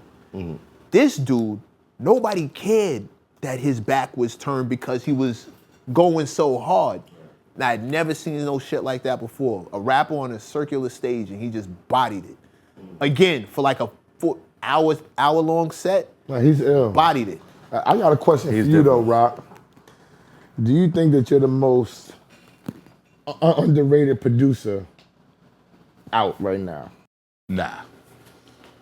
I just feel like you got your Tracy McGrady's, you got your Kobe's, you got your Iversons, you know, you got people who just did what they did, and I had to grow into that. You know what I'm saying? Because of course you have, you know, my son Pup is always the one that's like, yo, Pop, you gotta get back in, you gotta get back in. I'm like, come back to what? You know what I'm saying? Like, you know, like I did what I did. You know what I'm saying? Like, you know, like, you know, should our team had more of a hustlers franchise in it? I would agree so. You know what I'm saying? You know, me and Red talk about it all the time about how, you know, the cracks, you know what I'm saying, and the little things, you know, probably stop the Rockefeller movement or the Rough Riders movement, these big, huge movements that people did. But we definitely appreciate the iconic positions that we're in. You know what I'm saying? You know, we you know, Redman is still hands down one of the best rappers ever. I would like to say that I made a contribution to the game that was good for the industry to say, you know what, that was good. Like when I look at Lady Marmalade, or I look at Dirty, or I look at just our Redman journey, and even some of the early hip hop, the Flatliners, you know, horrorcore, which is great overseas right now. You know what I'm saying? We were trendsetters of a lot of things. Pun, I worked with Pun. You know what I'm saying? Pun, this Latin rapper. You know what I'm saying? Wait. Take me back to those Redman days. Oh my God, Redman. After the whole Zan thing with Teddy Riley and my girl Shazzy, who, big up to Shazzy, she was also an important piece to the game. She lived in Hollis, and we went to school together, but we were also at the crib together. She had a deal at Elektra. She ended up getting cool with K Solo, and I lived on 174th Street, and we had some people down the block called the Andersons, and you know, it was Brian, and it was for some reason everybody was together, so Shazzy got cool with the Andersons. Right. And then one day the Andersons had a barbecue, and Shazzy brought K Solo over, but it was on the day of Redman ripping Monticello Park. So when Solo came over, he brought Redman fresh from Monticello Park. Wow. Wasn't it Montebello? Monticello? Yeah. What is Montebello? Monticello. Yeah, Montebello. So Red came in the backyard, got some chicken, came out, but this is when the talk was like, yo, Redman. What? All right. So which Redman is this? He comes into the backyard. What does he look like? Afro, like looking like he was about to get signed. If he was about to get signed or did get signed, right? Because when he came out the backyard, and I said, "Yo, you Redman, right?" He said, "Yeah." I said, "Oh man, everybody's talking about you." You know what I'm saying? But we young though, like 18, 17, 19, something like that. So, you know what I'm saying? So he goes into the truck. It was E's Forerunner, and he starts playing beats. Got the window open, so me and Tyrone, everybody that was on the block, we crowd around. So I'm judging the beats. I'm just like, yeah, that beat is dope. That beat is dope. Like, you know what I'm saying, such, you know what I'm saying, shit. Oh, so he's just playing the beats and y'all like, yo, he playing the like beats, we around one, like, yo, we like that one. So he said, yo, you do beats? And my boy said, yeah, he do beats. So I went and got this tape that me and Zan had made. Yeah. And there was a beat on there, one beat on there. Red said, yo, that beat, he kept playing that beat back. He kept wanting to play that beat back. And he was like, yo, this shit is hot, I can't stop playing it. He said, yo, I'm about to go on the Hit Squad tour. He said, when I come back, I'm gonna call you. Now, mind you, this is no cell phones. This is beepers. You gotta be in the house. The beeper. You got, beeper. So within the time that he was going to the Hit Squad tour, me and Zan had went down to Virginia to Teddy Riley's studio. This is when Teddy Riley was doing the Right Here remix and the I'm So Into You remix. SWV. SWV had just landed. And he was also working on the Blackstreet album. You know what I'm saying? So down there was Ty Fife, Bink, Knowledge, All Star. I think he came with SWV. Teddy was Dude, this Markel, this nigga dropping me off to the hotel in Acura NX6s. Like, it was a dream. Rump Shaker had just came out. Oh, God. Wow. And it was tearing Virginia to shred. It was tearing Virginia apart. So I'm in the studio, Zan in the studio, and we around that sauce. And then when we went back to New York, I came home and my mom said, yo, somebody by the name of Redman called. So, of course, I have to call the beeper back for him to call me. Right. But how did you feel? Like, you was like, yo, he really cool. Dude, like, it ain't a cell phone swag, so you think your nigga calling you like, oh, yo, what up? It's the eagerness, excitement, anticipated beep. Right. I gotta send a beep over to him. Right. What is he doing? Did he forget? Was I late? Was I not home? Like, Anxiety. You know what I'm saying? Like, Anxiety just hit him. Yeah, you know what I'm saying? I think some of that anxiety feels weird now, being that I got a cell phone. But before, it was just like, I think I waited. Although I anticipated, I waited. Right. So I dialed that number, 201-27 something, 1918, something I dialed. I was down, because that was the call, and I put the joint in, and he called me, I heard the beats, I said, yo, he said, yo. I said, yo. He said, Yo. I said, yo. He said, yo, what up, nigga? I said, what's up? He said, where you at? I said, I'm home. I'm home. He said, I'm coming to get you. So I'm coming to get you. He came in a Volvo. I don't know if it was stolen, but they said Red was known for stolen cars. New Jersey. I think he stole a car. New Jersey. And he came to New York and got me. And he had a big Def Jam jacket on. The Def Jam jacket on. He still had the afro? the nigga had the afro. I was in the car. The weed was out of control. And the nigga went to Princess Black on Guy Brewer. Something. Reggie always knew where all the He went to weed spots Princess was. Black and got damn near 200 dime bags of weed. And went and got 100 blunts, and he drove me to Newark. And when I got out of Newark and saw the graveyard and saw the neighborhood, I was like, yo, what the fuck? And he took me in the basement, and we smoked tons of weed. And he just played beats. And then he was like, yo, we need to buy some equipment. That nigga went, bought a whole bunch of equipment, and he took all that equipment and shipped it over to LA because we was working with a Crip called Mello. And we worked on Mello. And the nigga took me out to LA for the first time, and then he also put me on Soul Train. You backed him up. You're the type man on Soul. I was backing him up on Soul Train. When you go on Soul Train and look at Time for Some Action, I'm in the background.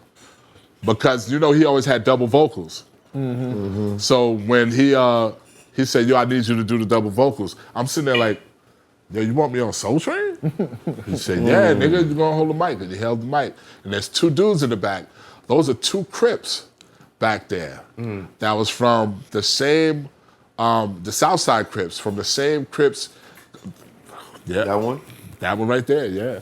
And with Orlando Anderson, Keefy D, all of them, them Crips. They're in the video that we did in LA called Blaze It Up. You see Orlando Anderson. He was walking me up and down the street, filming people. It was Orlando Anderson taking me down there. And Keefy D is in the video too. Yeah, the Reggie been your brother for years. Yeah. The first Mello was a crazy Crip from Compton. We worked on his album, and then Redman gave me a check. I got the blue jacket on in the back with the white arms right there. That's you? Yeah, That's with the me. mic. Yeah, with the mic. We watched that. I'm doing the let's get ready to rumble, all this stuff and everything. Wow. Now, mind you, we fresh into knowing each other. Like, we knew each other, but and he threw me right on Soul Train. That's like, y'all just was kindred spirits, bro. Y'all just bonded. yeah, period. dude. The way he showed you love, is that part of the reason why you showed ESSO that love too? Was that paying it forward, like what Red saw in you is what you saw in ESSO? It was just like, of course, he had something going because he had big draws. He had big draws, and they was writing. They was about to get their deal. You know what I'm saying?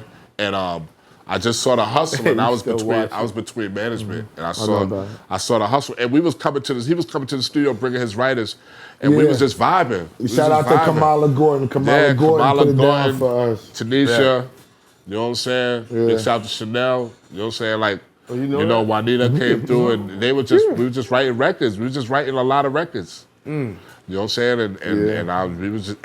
We were doing so much together that he was just always managing those businesses of that going. So we was like, damn, nigga, we look like we're gonna be here forever in this damn studio. Let's just keep it going. I'm shocked. I'm shocked that being around somebody so business minded, you haven't extended the business. Like Eric was in the cars and doing all, you got a rim shop, and Teddy Riley, we see what he did. Yeah. You know what I'm saying? Like you were around all the, even Q-Tip. You know what I mean? Like you see what all these other producers, but you're so locked into production. I love production, and I never wanted to be there. That was my comfort zone. I never wanted to step out of it. You know, but I've always got approached by great business and always was down to do whatever there was, and I think that was one of the things that kept me so good too. Because even when we started, my boy Fat Fingers was not actually my manager, but he came to me and came to me at the dawn of the music going to the internet. Right. And he was just like, "Yo, have you ever thought of leasing your beats?" And I was like, "What are you talking about leasing beats?" And he was just like, "Yo, man, like making your beats available on the internet for people to lease them, not buy them." And I was like, I'm not doing that. Like, what the hell am I gonna do that for? Like, on Rockwilder, he was like, yo, give me 20 beats that you ain't fucking with. 20 beats. I never said no to anything. I just was, nigga came back. There you go. How much? He had me at the back of the magazine. Rockwilder's $10, $20 beats. And I'm looking at this shit like, niggas gonna think I'm on crack. But I had a knot in my pocket. Didn't check this out. I was in the party one day. Irv came to me. Irv said, and he stood right beside me and did it just like this. He said, yo, when I thought you did the $10 beat lease thing, he said, I thought you was on crack. He said, but then I thought about it. If you give 100,000 people a $10 beat, that's $1 million. I said, word? He said, word. That's some genius shit. He said, it's really too early. He said, but it's some genius shit. Yeah. So from there, we did rockbattle.com. Now, rockbattle.com was a site where a lot of the producers that are hot right now came from that site. Such as? Young Fire. All right. Rod Charm. Cafino. I don't want to say their names wrong. I don't want to say the instincts. I don't want to say the stereotypes. I don't want to mess up. But a lot of producers, I'm saying this, we was paying out money to at a time in early 2004. We started rockbattle.com. It was a site where producers were able to battle each other. They battle each other, they get money. I thought they was gonna arrest us for illegal activity. I really did. But they were battling, but there was a community growing. So Fat Finger said, yo, we're about to sell this site. So when we went to sell the site, a lot of people didn't understand it because it wasn't a producer's thing back then. It wasn't a producer's thing. So we couldn't get no ads.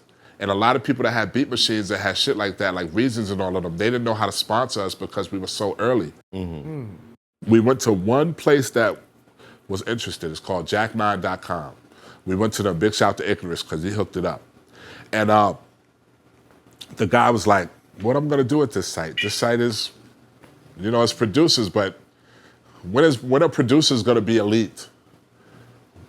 Really? This is 04. This is 04. But even with Timberland and Pharrell and all of that? They were so high in the market. What I was doing was so low scale, they didn't see the scheme. They didn't see it. So, but then the homeboy looked at my attic space. Now, attic space on a site is how long people are staying on your site. He's looked and said, hold on, how the fuck do you have 82% attic space? I said, what is attic space? He said, that means that nobody's logging off. And that's what was happening. These producers never logged off. They were battling, they were in the forums talking shit, and everything was happening. Right. Even though he saw that 82% attic space, he still didn't know what to do because producers and beat logic and all them things, they didn't know they weren't interacting with the ads and all like they're doing now. Right. So check this out. I have an article on August 7th that says, because I had said to myself, since we already have our own community of producers coming together, why don't we create an iTunes for them and make their music available of independent MP3s off of themselves? Right. So we was gonna launch rockmp3.com, and this site was geared towards independent artists having the ownership of their own material. Right. Wow. We couldn't get nobody to support it. Years later, Spotify, Tidal, all types of joints. iTunes, they all come up. Bang, bang. This is all due to the genius of Alan Brown, AKA Fat Fingers, who was watching the game and saying, switching over, because he was saying to me with the Least Beats program, I was like, yo, I think you just fucked me up because now you separated me and put me at a level to where I can't. He said, yo, listen, on an album, on a CD of an album, you have 14 songs. Pennies are being distributed to the artist. You're doing $10, $10, $10. That's $140 already. Right. You know what I'm saying? Off one joint. Just have the mentality of that happening every time you're selling music. Now, here's what started happening on rockbattle.com with the Least Beats program. And this is why you got some niggas saying, nigga, I wouldn't sell a track for $20. That's some bullshit. I wouldn't sell a track for such and such. That's some bullshit. We didn't ask you to sell shit, nigga. You're leasing it. I said lease it. Now, Rod Charm, perfect example. There's more people that don't know how to rap than people that know how to rap. And there's more people that don't have record deals than people that do have record deals. Right. So if he has beats that's appealing to a community of potential rappers that want to rap and they have a lease beat available to them, you know how much money he was making every month? Of a beat that at the time was going on mixtapes and niggas wasn't even paying niggas for their beats. Niggas was taking niggas tape joints and putting them on mixtapes and not even giving a nigga no bread. Right. Not even giving a nigga no shout out. Not even no shout out or nothing. Wayne did that to Lil Wayne did that to You know what I'm saying? And put it out on the mixtape. We sat with Wayne in the studio and everything. He put the zoo out. He put the zoo up. Zoo, he shouted it out. He did it. He supported. But we didn't know. We didn't know. We didn't know. We didn't know. Nigga. He put it out there. One of my biggest joints with Lil Wayne in the zoo with MR.MECC. You know what I'm saying? And we sat right in that studio with him. He put that out. Know. And he didn't even know. He put that out. Keep it. He kept it all right. He kept it. He kept it all right. And put it on the mixtape. He kept it. And rocked it. Big shout to Lil Wayne. I was like, I'm on with Lil Wayne. I'm good. I was fucking pissed. You know what I'm saying? Why were you pissed? That's 30 no grand. bread. That's 40 grand. What are you talking about? That's 6 He was always on the bread. He was always on the bread. I was always on the, I was pissed. I was like, how Brad can was we, always on the I'm bread. suing this nigga, but I'd be like, chill. Not Lil Wayne. Not See? Lil Wayne. Y'all bugging. Not Wayne. Y'all I was so bugging. happy. I'm with Yo, us. when that nigga I'm said with rock us. while on the beat, I was like, That's all he was. I was like 3-pointer. You know what I'm saying? I was pissed to the highest point. See, of this. you part of the reason why ESSO's disposition is the way it is, why he can't stand creatives the way he can't But stand. you know what? But listen, that's been that he was always business. He was always the business. I'm pretty sure she was on the other foot and that was happening. Bird would have been like, you know what I'm saying? Like, you know, that was business, so I respected him on the business. It was Making a all business. that money. But me, I was such a fan of the situation. That's why I never came out of the production thing with me. You know what I'm saying? I was always like, I just like the fact of the brotherhood. But and to go back to the thing, people like Rod Charm, Cafino, all these different other type of producers, they had a certain amount of beats that was making like 10 grand a month. Yeah. You had niggas that was paying car notes, paying college tuitions with leased beats. Nah, everybody's doing it. So now everybody's doing it, but you still got a society saying, yo, would you have sold your beat for $40? Nah, I would have sold my beat for $40. I'm like, nigga, don't create a CNN on that because I never said that. I created a middle class ground for you to have your beats churning. They were just churning. So all this beat leasing that these producers do nowadays, sending out emails with like 20 beats saying you can lease it for like blah, blah, blah, that came from you? It was us doing it, SoundClick was doing it, and we were running neck and neck. It was me, it was rockbattle.com, and it was SoundClick. We were the more gangster of it because we had the battles. Right. You know what I'm saying? But we also had producers who was getting their weight up from battling, nice producers that was on there. I heard Nappy Boys had came for Young Fire on my joint, and Young Fire started doing mad shit. And so people started coming on my joint and really like pulling their producers, their prime producers from there. Wow. Should we have known, would we have known later on that it was gonna be a producing frenzy? We didn't know. But back then, we were just started. Now, the thing that did bug me out that I always talk to Fat Fingers about was starting that iTunes independent MP3 ownership of all your music type thing. And now we have Spotify Tidal and all of those things. That was what bugged me out. I don't know how he saw that, but he was definitely in the game. He was definitely watching it from a fan of it, and was also watching it from he was a computer geek. Did he have a set rate on what the streams would generate? The artists? We didn't know about streams. We didn't know about nothing. It wasn't streams. But it was what he was thinking of creating, right? We were creating it, and we pretty much had to have it free because we had subscription fees and we were making money off of it, but we had to damn near give it to you to just let you be able to operate on it. But now to this day, a lot of producers come up to me and be like, yo, thank you for Rock Battle. If it wasn't for Rock Battle, nigga, I wouldn't even got through school. Like I was using my lease beats to actually pay my way through school. I was paying my college tuition. Most niggas was paying their car notes. Niggas left their jobs and was good at making $4,500 a month. Doing like, selling like probably like 10 lease beats at like $30 a wop. That's it. But it messed the game up a little, man. In what It messed the game up. Because But then you had producers that was running around downloading all these leased beats and then bringing them to rappers. Like, yo, here. But you had producers, getting beats from new name niggas and not giving them nothing on their mixtape. Wow. We had that barren land going on too. And we were the savior of their lives. Right. Like we were saying, okay, stop getting jerked by this nigga and just have it available for these niggas in New Orleans. Right. That just want to rap and want to get a chance to have a beat that had quality on it to be a potential artist. It was much tougher back then. Yeah. That's all I could say. This is during the time when Napster. Yes. Yeah. popped This up is on the scene and was taking everybody's bread. yeah. This was a little bit before Napster. Napster hit around. Napster Had to be in full Yeah, effect. but they didn't shut it. But Napster didn't shut us down because they were still in court. It was like 4 or 5 years later. It didn't matter, bro.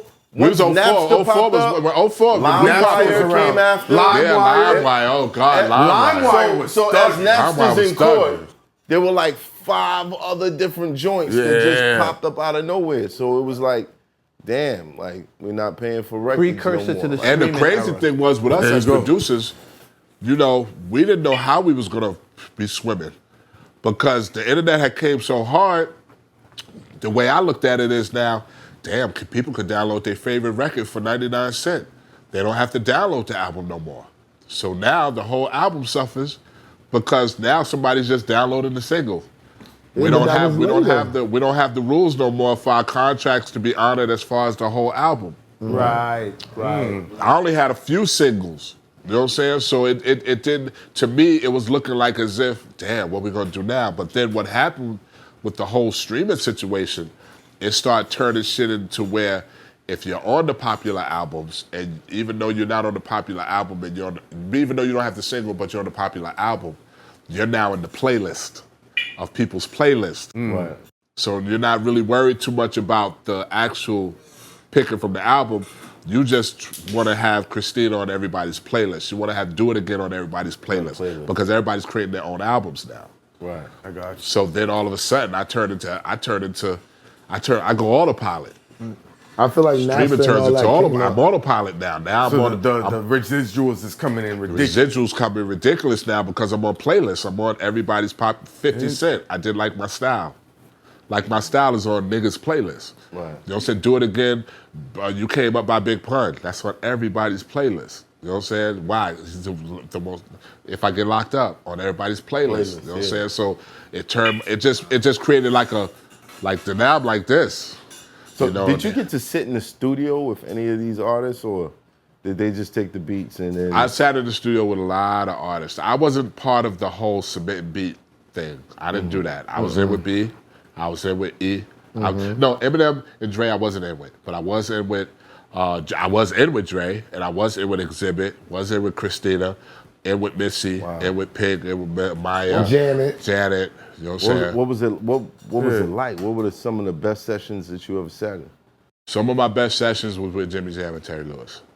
Wow. He loved, My idols. he loved those sessions because he They're he my loves idols. them. They're my idols. He loves Jimmy They're Jam my and Terry idols. Lewis. Yeah. I want to hear when you and ESSO were making magic with Beyonce in the studio. Yeah.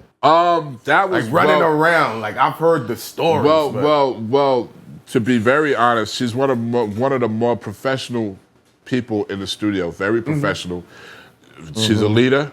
She's definitely a leader, and we were blessed to be a part. Well, we have two things happening because we have the Bootylicious remix. Bootylicious remix. Big shout out to Shane. You know what I'm saying? From Loud Records. You know he was a part of that, and Missy.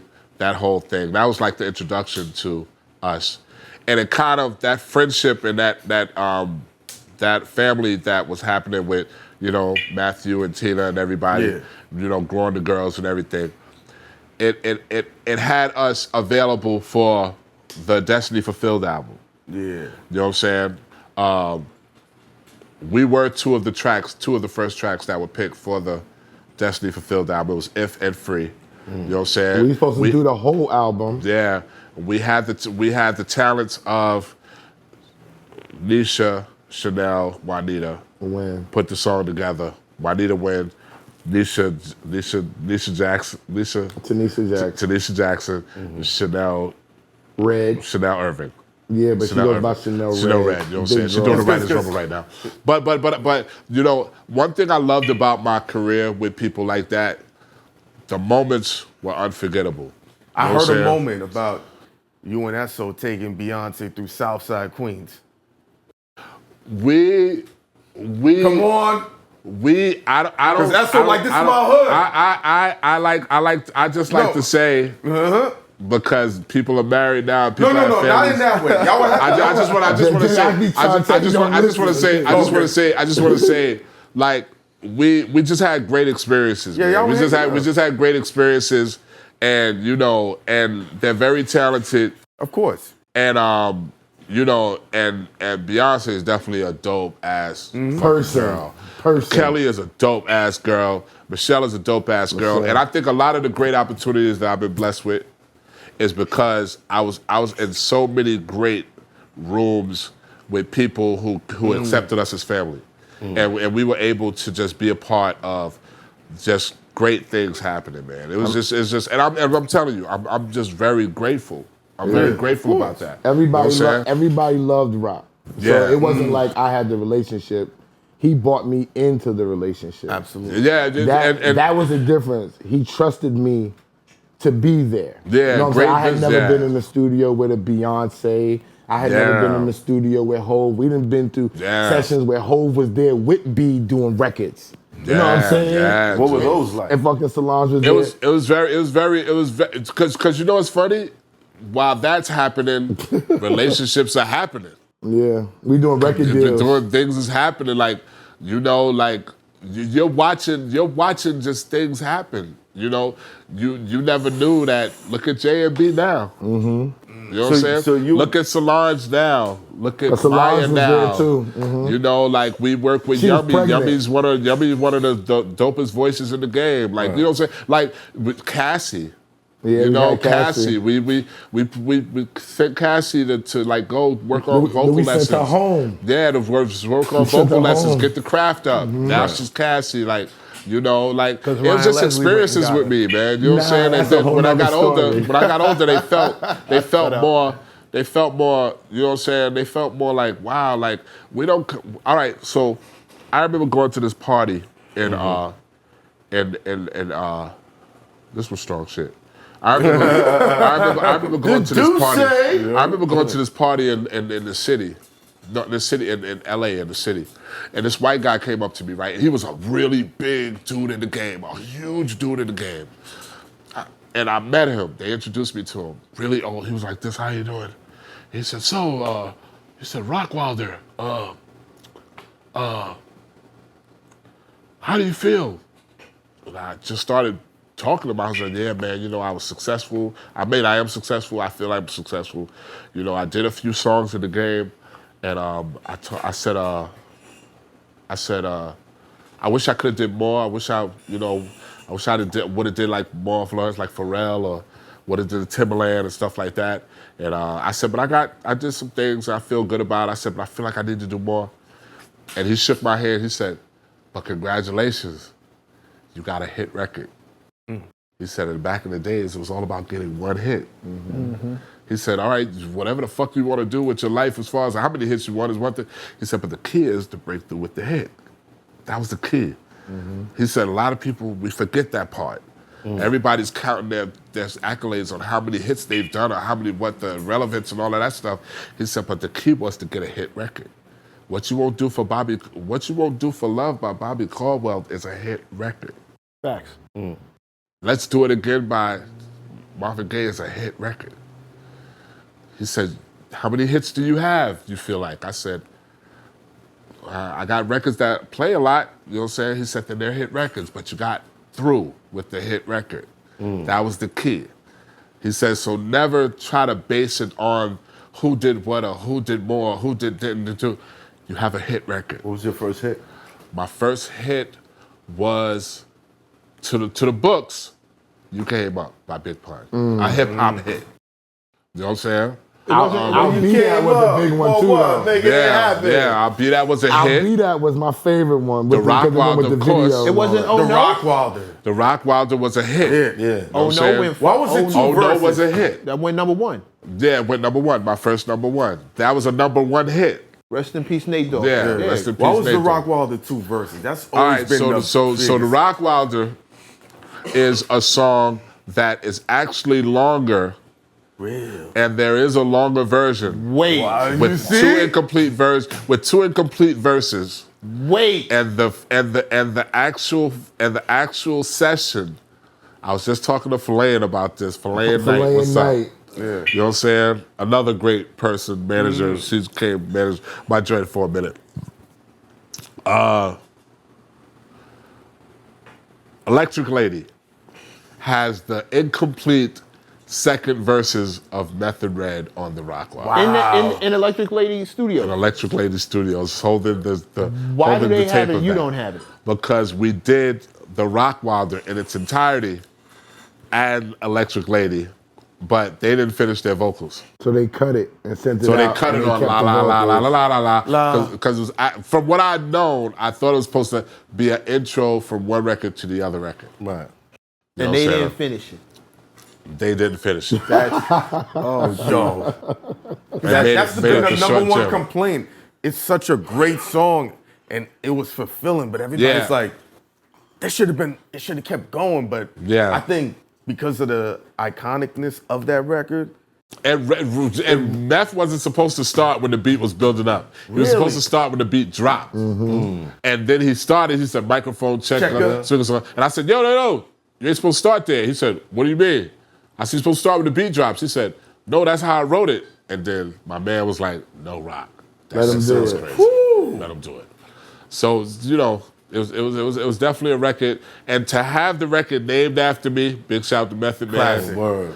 That right there was Amazing. that was amazing to me. But you know what gotta I'm know saying? that. But you gotta know one thing, Han. Two verse records are big records.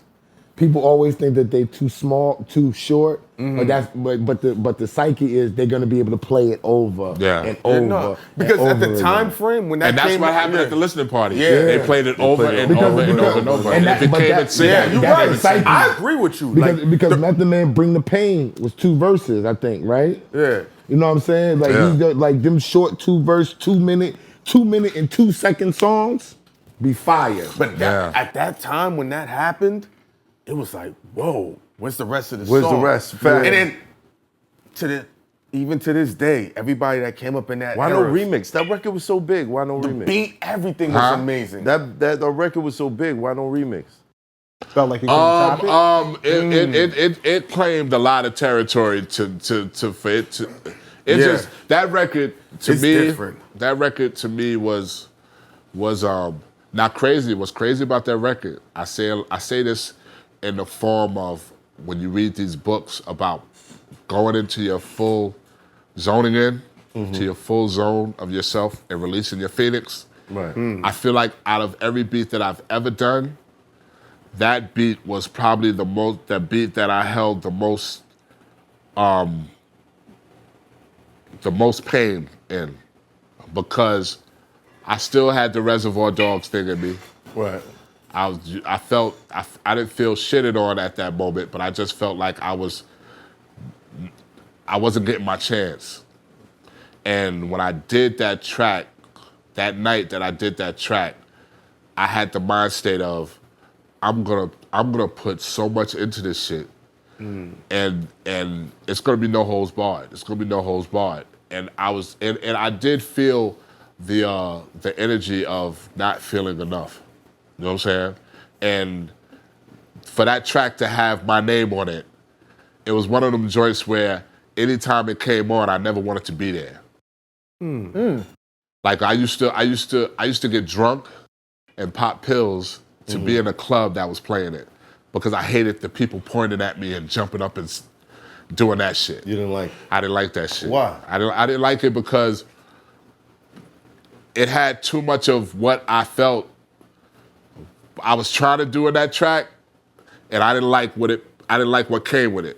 I didn't like that thing. I didn't like that thing. So I used to go to clubs. I used to go to clubs and tell people, "Yo, I ain't in the club. The attention? I'm not in the club." The I didn't like the energy? attention. Was the attention bad for you? Like, I just didn't like that energy. I loved it. So I used to be. Just imagine a track come on and everybody goes, "Yo, yo," and I'm like, that's most niggas' dreams. Facts. I'm like, That's most niggas' yo, dreams. he- MCs, and I'm like producers. this. Get me out of this damn He club, dude. wasn't on that type of time. Get me out of that club They're trying to because it did. Hold on. I didn't like it. I didn't like the energy. I didn't like the energy of it. I didn't like it coming on. You know what I like? You know what I like about it now? When my son bops his head to it. When I danced with my daughter at my wedding and she danced with me with it. Right. That's when it meant a lot. But in the club, give me a bottle. All right, point to me all you want. And in a minute, I'm out this bitch. We was I'm popping going a to the lot of beach. weed back then. That I'm is going so, to the beach to play me some jazz music. That's so wild You know what that I'm you saying? have to dull yourself out in order to receive the attention and the love that comes from a critically acclaimed Record. legendary beat. Yeah, but it just I don't think that's didn't crazy, feel dude. it didn't I didn't want it. I didn't didn't want want the it. I didn't fame. want No, it. but I didn't understand want it. So, well, is that why you stayed in production and not stepped out? As far as like the Pharrells and the Timbalands and all these people who you can go track for track with? You know what's crazy that you asked me that, Mecca? I watched what Shake went through. Did that traumatize you?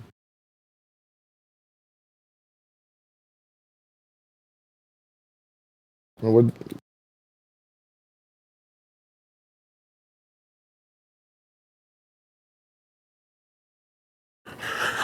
Okay, bro. Damn liquor. I watched what Shake went through. Yeah.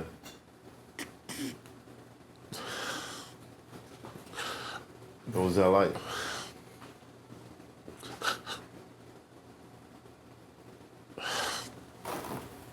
Did Shake pass before that record dropped? Nah, Shake had a lot of this. Yeah. Damn, I was afraid of this one though. Shake had a lot of this. And I watched my man try to deal with it. And Play had a lot of that. And I watched what he dealt with. You just didn't want to go through that, huh? That's success. I didn't want to go through it. Yeah, you understand, bro. You understand, bro. So, if I'd have known you back in the days, I would have been like, look, this is what we're gonna do.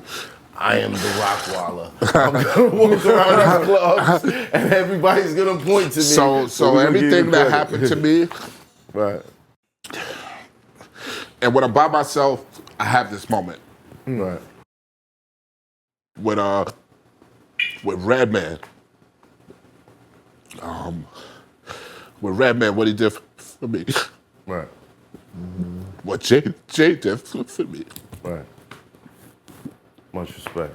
Beyonce, ESSO, the writers, the records, the moments, Janet. Wow. Janet, damn, Missy. Jimmy Jam and Terry Lewis. Crazy. I never wanted that part. Fame. I was scared of that part. The money and this, that's what I was scared of. Because it comes with responsibility. And you have to mature in that responsibility. I look at Jay and be like, damn, he holds that so well. A lot of great people that knew how to hold it so well. And I saw Shake die in that. Incredible. But he died in it. Play gives you a testimony on what it did to him. I watched it. I was growing up in it. Never liked it. So when it came time to where I put my best in, and then it did it, I never wanted to be there. You know what I'm saying? So it was a thing where I was afraid of success because I never wanted to die. Right. I never wanted to be alone. Never wanted to experience disappointing anyone. Right. You know what I'm saying? So when those times came, I never wanted to be there. You want to rock with me? Let's go to the beach. Let's go to the beach, look at some water. Let me pray with my moms. Let me talk to my moms. My kids are born. Now everything makes sense to them. Right. Pop, Adia, DJ, Enoch, you know what I'm saying? My grandchildren. You know what I'm saying? Shake proud of me. You know what I'm saying? So it's like, mama proud of me, mama council proud of me, my mother proud of me. You did it. You know what I'm saying? You did it. I did it. You did it. As black man, as a black man. You know what I'm saying? Right. But that journey is weird. I was popping pills just to fit in. Pills came with other advantages. Yes, they did. Yes, they did. We had a whole lot of fun. But I was really popping them to be comfortable. Yeah. Because I was really popping them to be comfortable because I knew you're becoming. Yeah. But I appreciate everybody that has something to do with that. And I apologize to anybody who I disappointed in that journey. Because sometimes I look at Jay and I wish me and Jay would have had a better relationship. But you know what I'm saying? I see him with Swiss, I see him with Pharrell and everybody, and I'd be like, dang, you know what I'm saying? I did something too. But you know what? I just hope that I didn't disappoint him. I hope at the time that I was learning myself, he wasn't watching me. Because I feel like everybody's watching everybody. Me and Red talk about life all the time. I'm happy that whatever we disappointed in each other, we got it right. Right. You know what I'm saying? Like with Janet, I just send Janet a long message to say, yo, Janet, I'm looking at my mother's wall in Alabama. And there's pictures of all my relatives. And then there's one picture of Janet. Like there's a picture of Janet, she's like this. And it was the picture of Janet And I looked at that picture when he had that. My brother Dale had that picture in his room, and I said, "Yo, I'm gonna be working with her one day, and I'm gonna invite you to a concert, and she's gonna be performing my record." And it happened. And I went upstairs and worked on 5 songs like as if I had just got the job, but I didn't get the job. But I worked on those records. Months later, she called me. I go to work with her. We work on an All For You album. Brought my brother to the show. She's coming down the joint, performing one of my records. You know what I'm saying? You know? So, you know what I'm saying? There's power. There's power. In here. Damn, that shit caught me. I never caught that. No, shit caught me. Shit caught me, man. Mm-hmm. But this Duce, man, this Duce will bring the truth. We'll bring inner emotions out That's of the you. slogan right there. there. Holding up that cup? Yeah. Hov is proud of you right now. Don't say the inner emotion. You know what I'm saying? But yeah, I'm very, very, very, very grateful. But I never wanted it to get me. Right. You know what I'm saying? I never wanted it to get me, and a lot of my friends didn't know that too. A lot of my friends that at a certain level of my life didn't realize that I was experiencing that, and it was fucking with me because when it came down to your money, you get millions of dollars. You never had this money before. Right. How you gonna manage it if you don't know what the fuck to do with it? And that's what I wanted to ask you. Yeah. How easy is it to blow $1 million? It's same as blowing $10. Me and this dude did $1 million. Yes. Me and this dude did $1 million and change. He negotiated $1 million deals. Mm-hmm. He did it. Yeah. As a black man, he negotiated $1 million deal with another black man that was appreciative of $1 million deal. Shout out to Sylvia Rome. Shout out to Sylvia Rome. You know what I'm saying? Mm-hmm. But check this out. You don't know about the business manager. You don't know about the financial advisor. You don't know these things. Right. You don't know. You don't know what's happening, what's doing what. Nobody's gonna give you the code. Nope. Nobody's gonna give you the code. Rock, too much money missing. Yeah. You know what I'm saying? That's what. Too much money. Always watching to the cent. Mm-hmm. Too much money missing. Something wrong. Can't blow $1 million like that. But you know what? So you watched him blow $1 million. Not blow. We watched $1 million. We watched $1 million get mishandled. Yeah. We watched $1 million get mismanaged. A dude stole You know what I'm saying? $365,000. Yeah, I got caught in the thing. And you know what's crazy about that, Rand? My knowledge of money now, I just know he didn't steal it. He just mismanaged it. He didn't inform us of where the money was, where he was putting the money at to do his little hustle. He didn't inform us. You know what I'm saying? Yeah. You know what I'm saying? So it's like you learning these things firsthand, spank hand. The only thing that saved my life, let me tell you what saved my life, dog. Ernest Stinson, my father, not my biological father, but my stepfather. I watched him sweep the floor of a lumber yard and become one of the best lumber cutters in the yard. When I went on that machine, I said, if my father could be one of the best janitors in a lumber yard and to one of the highest working paid lumber cutters, I'm gonna get on this machine and be one of the best producers in the world. I worked all the way till now. He works hard. I worked hard. We worked. Late hours, all day. We worked. It saved our lives. It did. So even though, mismanagement, new business management, big shout out to Bruce Zeckendorf. I love you to death. Zeckendorf with Riley LLC. Yeah. You know what I'm saying? I love y'all niggas because I came to y'all doorstep wounded. Yeah. You know what I'm saying? Yeah. Saved my shit, but I worked. I worked so hard that to this present day, I worked through it. Did we blow some money? Oh yeah, we blew some money. You worked that hard, and at the same time, you had to run from what came from the fruits of your work. Yeah. Stayed in the studio, like it or not. Whether it went bad or whether it went good, we stayed in the studio. I don't think we did. I don't think we did nothing else. We partied because we worked hard that day. Every day. Fruits of your We labor. had sex You know in what the I'm saying? studio. I had sex in the studio. I had appointments. Yo, Rock's coming at 2. Shorty meet me there at noon. Yeah. Cause that's where I'm at. Sylvia would call us in our studio. Yes. They gave us a studio at Sony. Mary J. Blige was calling my jack like, yo. We worked in the studio. Big shout to Yummy Bingham. Yummy Bingham writing like a hawk. She's writing like this. She's writing like this. She's writing. They called us the trio back then. Called us the trio. She's writing. Yummy Bingham writing. It was always a work environment. It's unique because you know MECCA differently and you know ESSO differently, and they both have the vibe. What was that like with Busta, with ESSO, Busta Rhymes. I'm surprised. All right, Duce. All right, Duce, don't do it to me. No, do it. Don't say. Busta Rhymes is my brother. That's my brother. That's my brother, dude. That's my brother.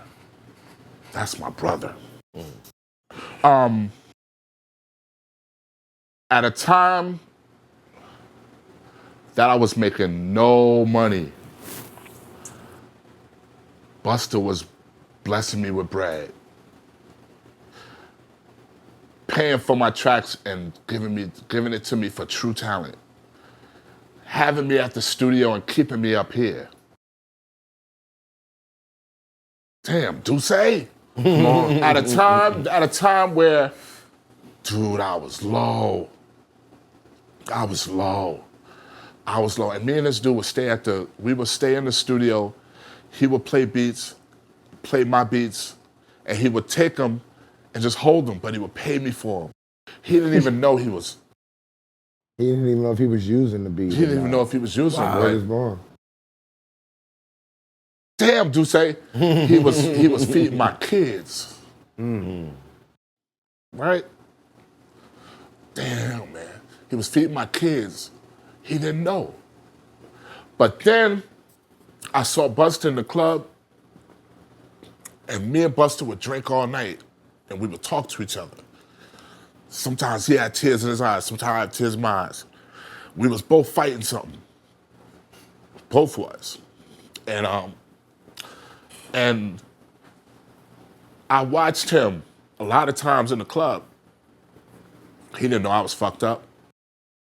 And I didn't know what he was going through. And it just so happens that we broke out of it. You see him now. He's amazing. You know what I'm saying? Amazing. I know he broke out of it. And then I broke out of it. You know what I'm saying? But the music and the respect that he gave me throughout that whole joint was amazing. These are dudes that could work with anybody. They could work with anybody like Missy. You know, Busta, you know what I'm saying? Missy had me on stage. I wasn't a DJ. I wasn't DJ Scratch, nigga. Busta was responsible for a lot of shit. Busta was responsible for, and you know who introduced me to Busta? Shake, in the Q Club. And from that moment, he received me, and every album he tried to make me a part of, he gave me bread, he cut them checks. Called you for the Czar video. Called me for the like. Come on, dude. Let me tell you something about Czar. Let me tell you something about Czar. Czar, I was low, nigga. Shit wasn't together. I was low. I knew something was wrong with you. I was low. You wouldn't talk to me at all that day. I was low. You was like working. You kept your nose down. You was there for the scenes. You would not talk to me. I kept trying to pull you off. Like, yo, you all right? I knew something was wrong. I'm putting babies to sleep. I'm putting DJ to sleep. Looking at the bed where the wife was, me and her going through it. And I'm just like this. And I'm popping. Because Busta gonna have me up all night till 5 in the morning. That's a fact. I don't really want to be out, but I gotta work.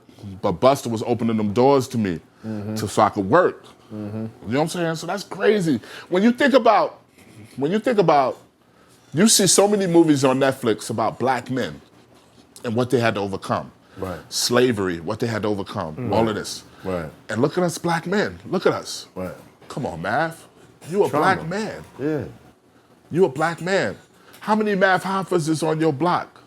Waiting to be Math of the Hoffa. Right.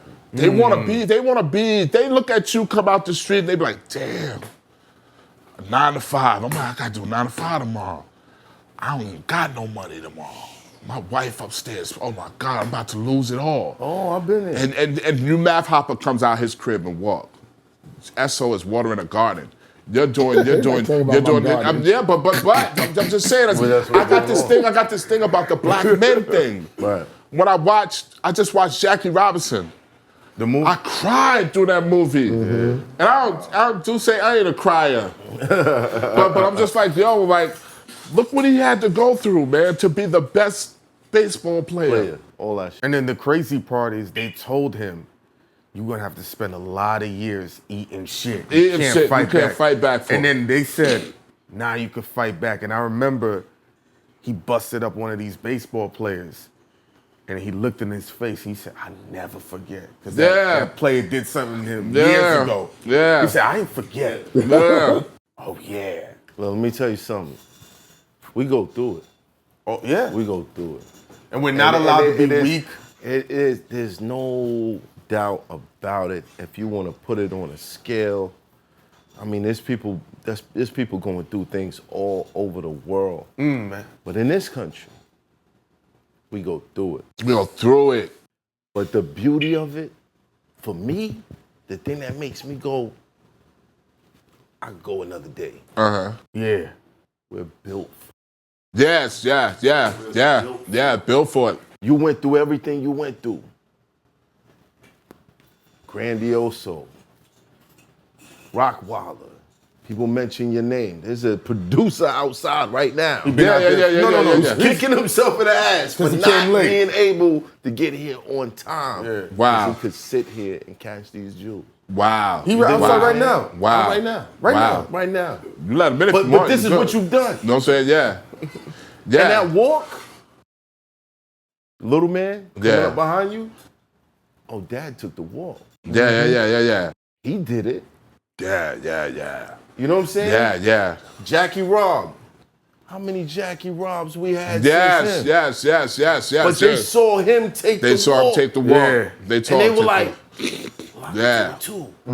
Yeah.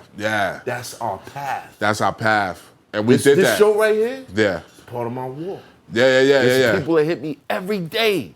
Like, yo, bro, from where you came from, from who you was, my friends, yo, I can't believe that. It's part of my walk. Yeah. You built for it. Yeah. And the more we We just showing them, you're built for it. Yeah. You can do it. Yeah. I wonder, because I don't want to lose off topic. You and ESSO said something at the same time. Y'all both said Busta opened a lot of doors for y'all. What did he open for you? Busta. What did he do for you? At one time, Busta was probably one of the closest people to me. Yeah. I spent a lot of time in his house. Khaled wasn't Khaled yet, or nothing. You know what I'm saying? Busta put me with Puff Daddy. Wow. Busta put me with Dr. Dre. When Dr. Dre called me the best manager he ever met in his whole career. He couldn't believe it when he met me. That was all because of Busta, straight up and down. Me and Busta stayed close until somebody told him a complete lie. But I never held no grudge or anything. Because people gonna believe some things that people say or whatever. Don't get me. You don't. Gotta go. But he as a dude, he helped us to solidify a lot of things. He did the intro on records for me. Reggie did. Redman did freestyles. But he would be like, Randy, that's my real name, Randy. I don't do no freestyles. Reggie, please do this for me. All right, come on, we gonna go downstairs. I'm gonna do it for you because I want you to be big. Yeah. But Bus used to tell everybody, I'm gonna run the game. Yeah. Get in line with him right now. I just got things happen. Like he said, I was going through shit too. I was in my 20s. Yeah. I was still wilding. I was popping. I was out there still. The bulletproof vest. But the bulletproof vest was when I was at Murder Inc. Oh yeah. That's a whole nother stage. That's the dreaded Randy. I didn't know him then. Yeah, that's when you had to have the bulletproof vest and the burner just to park in the lot and get across the street. That they started letting Jay pull on the sidewalk, nigga. I remember they still do now. Yes. They be having the dogs that be sniffing for the guns. Nigga, this was a regular sidewalk though. This wasn't no driveway. They let Jay pull onto the sidewalk in front of the glass building so he could jump out and go through the turnstile. Yeah. That's how it was, because niggas was on the block, nigga, waiting all day. If they was in front of Def Jam or they was on Hit Factory, Sony block, 54th and 10th. Right there. That's where niggas was cutting. Niggas was getting whole deals on 54th and 10th with they beat tape, nigga. Give me your beat tape, we gonna go listen, stay downstairs, come up, we got money for you. That's how the game was, but you had to know. There was no way for you to know. Somebody had to tell you where everybody was. And literally, you pull up, nigga, DMX is going in there. Beyonce and them. Maya is over there in Sony. Fucking Busta's recording at the Hit Factory. Everybody. Jay's doing random sessions with niggas from Rockefeller. Bleak would be in the studio with us, nigga. Mind right. Yo, DJ Twins. Richard Ray. Everybody was in the. My brothers, There boy. was not one person that I didn't put my hands on literally and got mad love from. We was getting money. We was in every label, from Jive to fucking Universal to Sony. It was a different time. The smell of the studio was different. I remember seeing Beyonce for the first time. Like, damn, this bitch look better in person. And she's the coolest nigga. I tell everybody, Mary J. Blige. Mary J. Blige, what? You said it's the cool. What, did she look better in person? No, you said something else. Oh. But moving on, Mary J. Blige was one of the coolest people ever. It seemed like the biggest people are the most. They're the coolest because they know what they've been through and where we're at. Yeah. Because I almost caught a tear from him talking, just thinking about me seeing Dr. Dre. I had all those creative thinking. What you don't know is I used to help to produce the records that Yummy wrote. Not making beats, but helping her write it, doing what the producer do. No, don't put that there. Rock was sick. That's how I started doing it. He had to have a surgery, and Yummy was in the studio with us. So I said, I'm gonna give it a shot. For the Dr. Dre record? No, for other records prior. Yeah. So by the time we got to Cali, Dre gave her the beat, and Rock was like, they gonna go in and do their thing. She wrote the record in 15 minutes. Yeah, Yummy's a beast. She wrote the record in 15 minutes, and Dre, I came back. I said, yo, Dre, the record's done. Yeah. And Dre was like, that record ain't done. What record? It never came out. Bam. The Busta got the record. I used to love him. That's the other record. That ain't the record she wrote 15 minutes. Yeah. You talking not anymore. Yeah, not anymore. The record she wrote for 15 minutes was Dre's record that we wanted to put on the album. Remember? Oh, and they wanted 200,000. She would never be me. There you go. Yeah. She wrote the record in 15 minutes. She wrote that record so quick, man. And Rock taught me the board. So when Dre came in there, Dre was like, I thought you was the manager. I said, I am, but I'll do this too. Barry Gordy's too. You know what I'm saying? And he was like, I never seen that, because we was on point with our business. We was vibing. We was at that such time. A vibe. We was the vibe. Rihanna was calling for Yummy Records. Like, everybody was calling us. She was supposed to be bigger than everybody that was out. She had the biggest budget. She had a bigger budget than everything. She had everything. But we was all young and the melting pot faltered. Very young. Very young. What happened? She was 19. What happened? Just a lot of shit. You know what happened? When you get older, you see it in a different way. She had she was young with a lot of power. She was young with a lot of power and a lot of potential power, and sometimes you gotta have the responsibility for it. And she didn't do anything wrong. She was young. Like you know what's funny? Right. I'm 51 years old right now. You know what I'm saying? We were in our 20s. She was 20. 19. She was 19. She got little patience now. She got Ari now. You know what I'm saying? Her little babies now. She's smart. Like we talk different now. Right. You know what I'm saying? Missy love her. Missy just posted her. You know what I'm saying? Like, you know, and she's on her journey. You know what I'm saying? Like, you know, but we were young. Look at Pac. You know what's funny? We gave Pac and Big so much responsibility. At that they young were ass babies. age. We gave them moral responsibilities. Dad, Big, why'd you go to LA? Well, Pac, why did you sit in the car with like, why did you take your bulletproof vest off? Like, you know what I'm saying? And now my son is 31. You know what I'm saying? Pup is 31. Like, and I'm saying to myself, damn, he was 24. Pup at 24 would have did everything. Went to LA. Wild out. He would have had the burner on him. He would have went to the GM building. Bill said, him and Jeremy and Jimmy, they would have went and did they little 1-2. Right. Everything would have. Jeremy would have shot back. Like, you know what I'm saying? Like, you know, it would have been crazy. Like, you know what I'm saying? Like, you know, like 24, 25, big, responsible. We called them old men. At 25. Big Papa. We called him Big Papa at 25. And he's got the hat on, got the Godfather thing on. Yeah. He's a baby. Yeah. I feel like some people are ahead of their time, and all the interviews that I've done with everybody who knew those two, it's always like they knew more than they were supposed to do. Maybe they did. Yeah. Maybe Come on, Pac. We're giving Pac credible.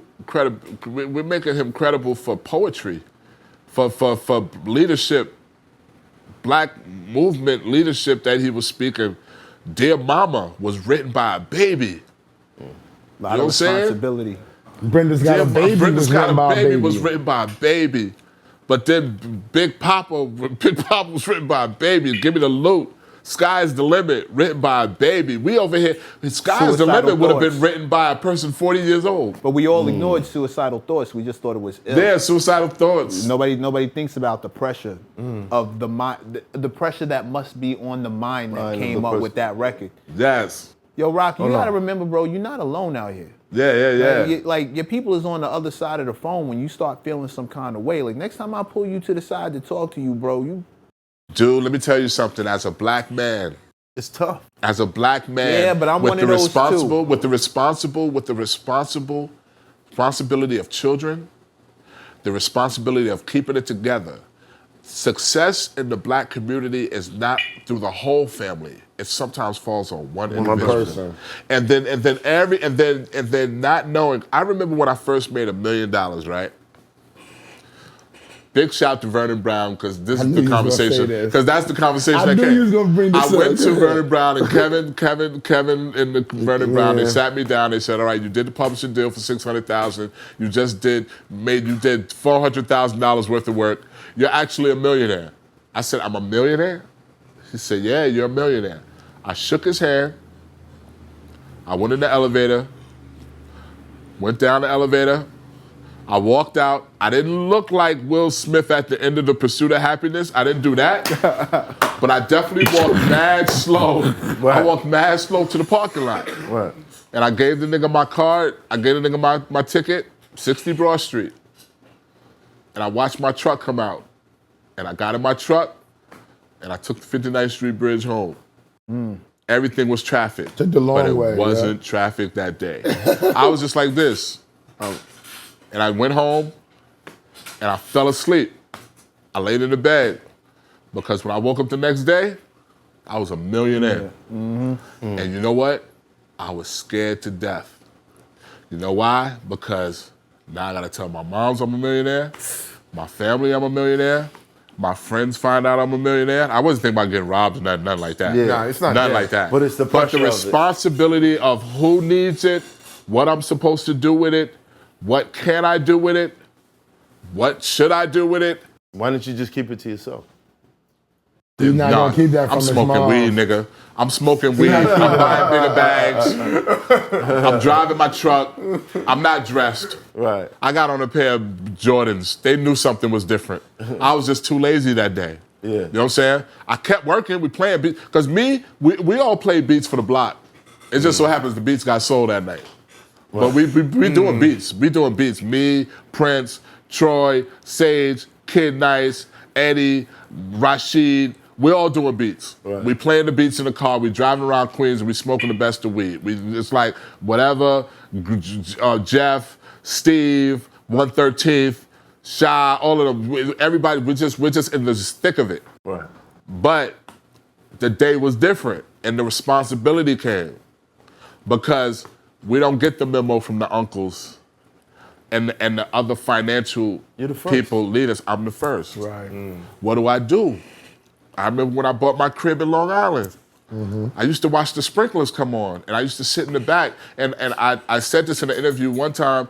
I looked in the back. I saw 2 cars in the yard. I saw my Hayabusa. I saw this big house. And I smoked weed, and I said, what the fuck I'm going to do now?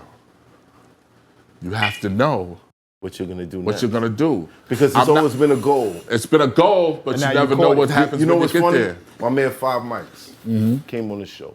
He talked about this. He talked about getting the bag and just being stuck. Yeah. Being sick, right? Like he got felt sick every time. He got sick because he was like, yo, I don't know what to do next. Dude, you know when I got my only high was the sprinklers. Sprinklers? I used to love to come. One thing I did that I knew to do. I knew to put a studio upstairs and build in bedroom number 5. I knew how to keep the pool warm, and I knew how to do the sprinklers because that's all I knew. Yeah. So I would come outside and look at the sprinklers at 5 o'clock and say to myself, I know this part because I sat in Gav and Cheryl's backyard. Big shout, Salt and Pepper. So I used to always sit in her backyard and watch the sprinklers. And I would sit in her backyard to watch the sprinklers. And they would let me sit back there and watch the sprinklers. Then I bought my house. I think I bought my house because Cheryl and Gav bought their house. I really did. And I bought that house and I watched the sprinklers. When the sprinklers would go down, I would go in this big ass crib, go in my bedroom because that came from the apartment in Promenade, and I would go to sleep. And I would wake up and say, okay, what do I do now? Because you have to talk to people. Have to come to your crib and know how to vibe, but unfortunately, when you have riches like that, you're telling people about what you're doing, what you've done. They can't talk to you the same way. You don't know that you're talking too much. You don't know that you're saying too much. It's not bad. Yeah. But you just communicating with the wrong thing, so you're not feeding. Nothing's feeding you. Right. You know what I'm saying? Niggas know how to smoke. Oh yeah, when it comes to smoking weed, niggas know how to come to your crib and get in the backyard and smoke weed. But who's talking about real estate? Who's talking about the 2-family crib?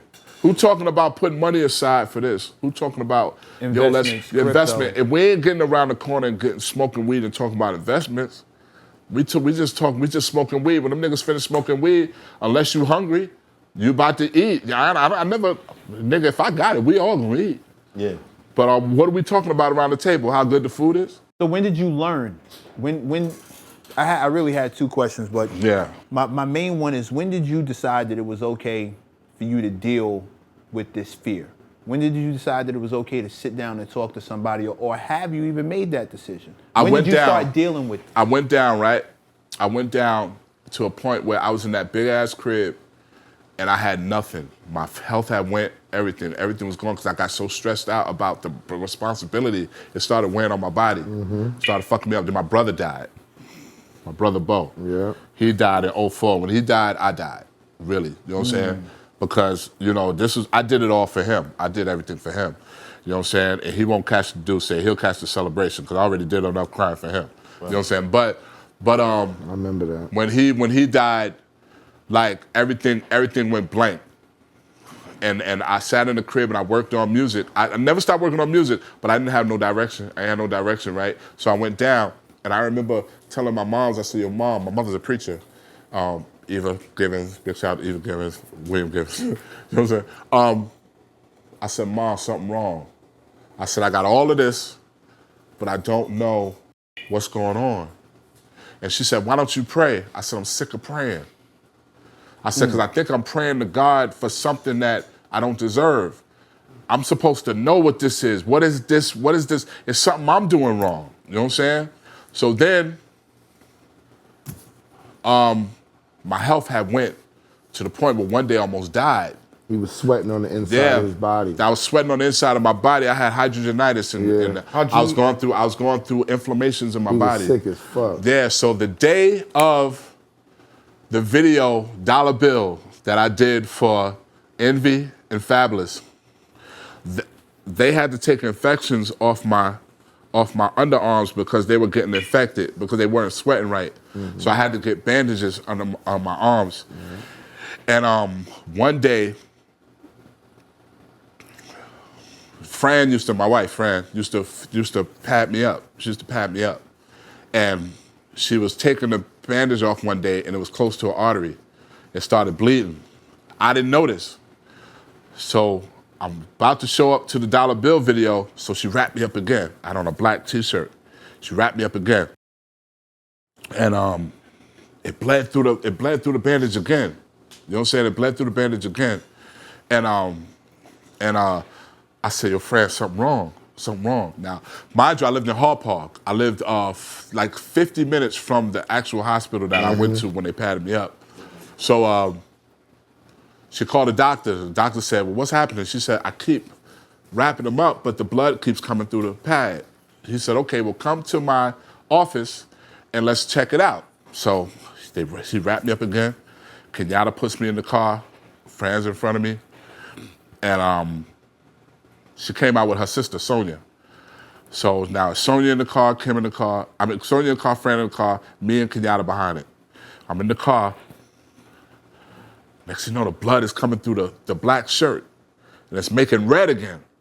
I said, yo, something wrong, dude, something wrong. So now we in traffic, coming from exit 63, and we're going to like exit 20.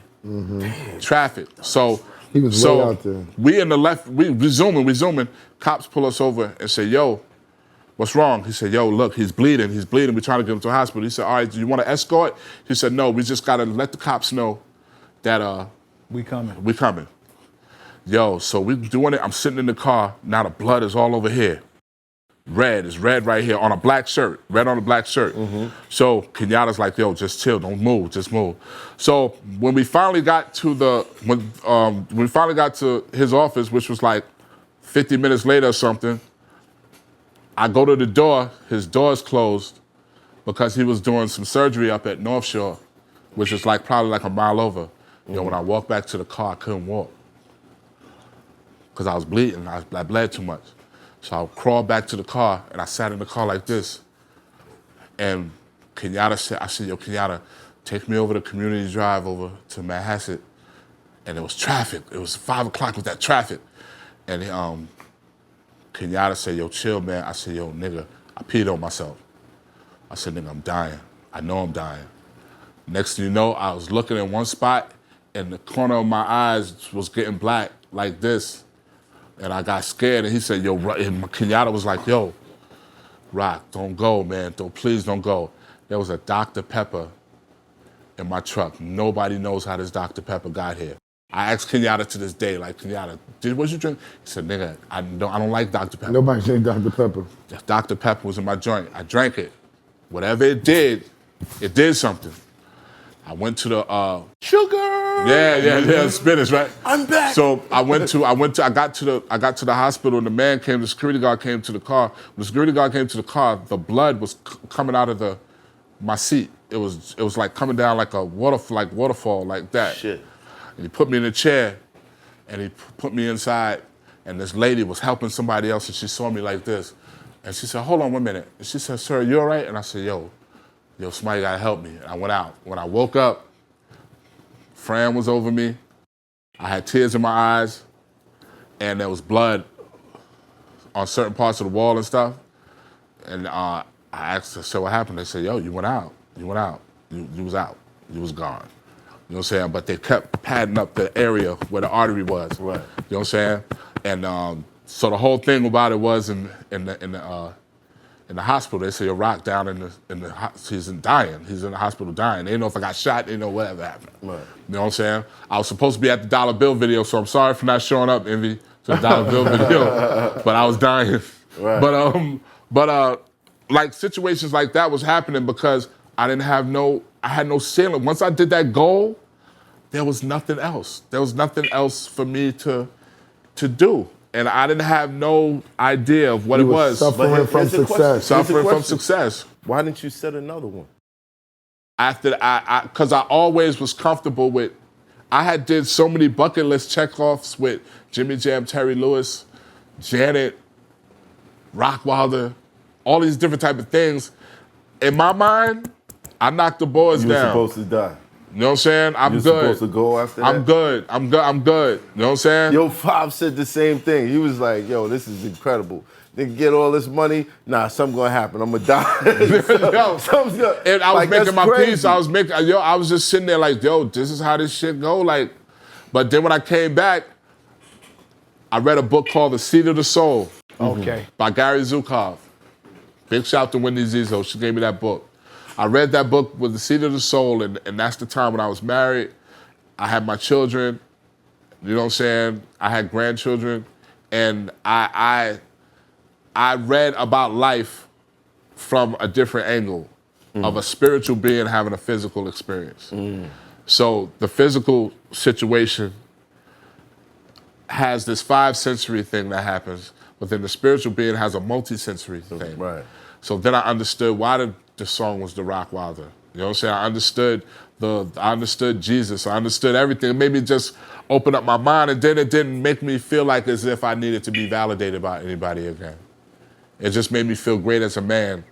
But it was great to know that Shake, Play, Organize, Damien, Tribe Called Quest, Redman, Flatliners, Big Pun,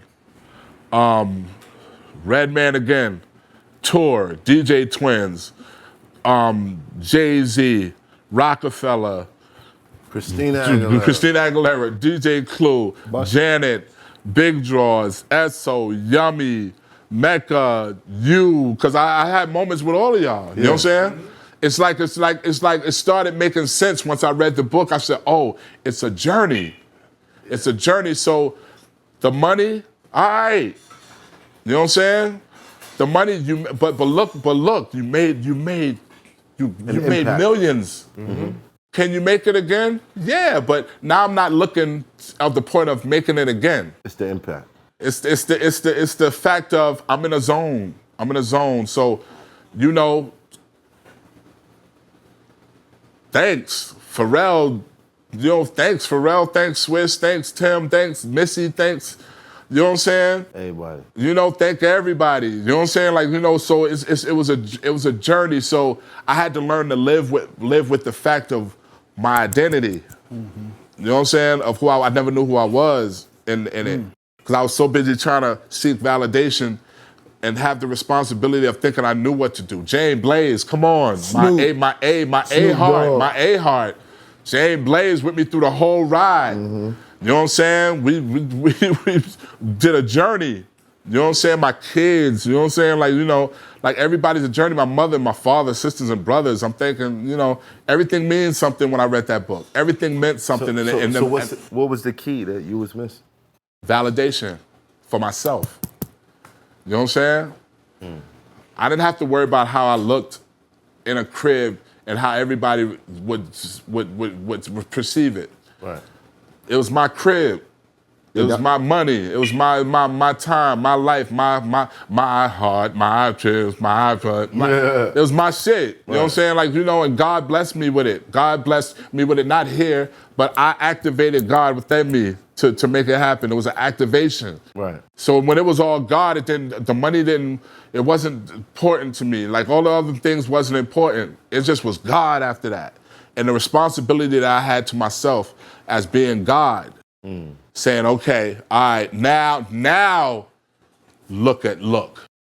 Rockwilder, producer, family, father, son, children, and everything. And to me, Dog, I'm a whole man walking. I'm a whole man. You know So what can I'm we saying? celebrate you now? Is it okay if we clap you it can up for you now? celebrate. You can celebrate. That's Rockwilder right there. This right here. That's him right there. This gets the interview the way it's supposed to be. Because I wasn't planning on this wasn't supposed to be the interview. Look. Yeah. I'm sure Jay-Z appreciates you now. Yeah, do say. Thanks, Jay. Thanks, Hov. You got the story out of me. Jay always appreciated Rock, though. Yeah. Make sure you clip that part right there. But the crazy thing was with Jay, I have strong admiration for Jay because I don't know what his tools were, but I learned so much from him. If anybody say, who is the person that you would love, when people used to ask me, who's the person you would love to work with, blah, blah, blah, blah, and I was like, nah, I work with everybody. I don't have no list no more. I'm good. You know what I'm saying? Bury me a G. You know what I'm saying? Just make sure that the hat is in the coffin. Bury me a G. But if I had to say, who do I wish to work with again, with a better understanding of the person who I am now, Jay. Wow. I would love to do a whole album with Jay and let me do my beats in appreciation of what that is that he's showing. Right. You know what I'm saying? Right. You know, just as an individual, what he's showing. Because I did it with Busta. I do it with Red. And I respect those men just as well. You know what I'm saying? I got a lot of respect for Busta. Busta could get anything from me. Like me and my Busta run feel like a me and Pharrell run. Me and like a Busta Pharrell run. You know what I'm saying? Although Pharrell had more the bing bangers, like, you know what I'm saying? I still feel like me and Busta's run was like a Pharrell one. Right. Me and Redman's run is on a run just on brother. You know what I'm saying? Like brother. You know what I'm saying? Me and Missy's run is a run that I'm her DJ. She asks me for beats, but it's hard for me to submit beats to Missy because I'm already her little brother like a DJ. You know what I'm saying? Like I love that, what we have. You know what I'm saying? Right. But she always like, Rock, I need this. And I try to do it, but I tell her all the time, I really love just DJing for you. You know what I'm saying? Yeah. You know, and she's one of the most illest people in the game. You know what I'm saying? Like, you know, and like, you know, I just got so many great things to celebrate. You know what I'm saying? So it's just, you know, it just feels good. It's just a great feeling for my life, man. You know what I'm saying? For you, man. Good to see you come full circle, my guy. Yes. Did your mic fall off? Did my mic fall? No, it didn't fall off. No, it fall. That's in the spot. It's in the spot. It's glad to see you come out full And to circle. think, it's not over. Yeah. Because now you're going to work with Math Hoffa. Yeah. Nobody else clapping? Oh yeah, and we got.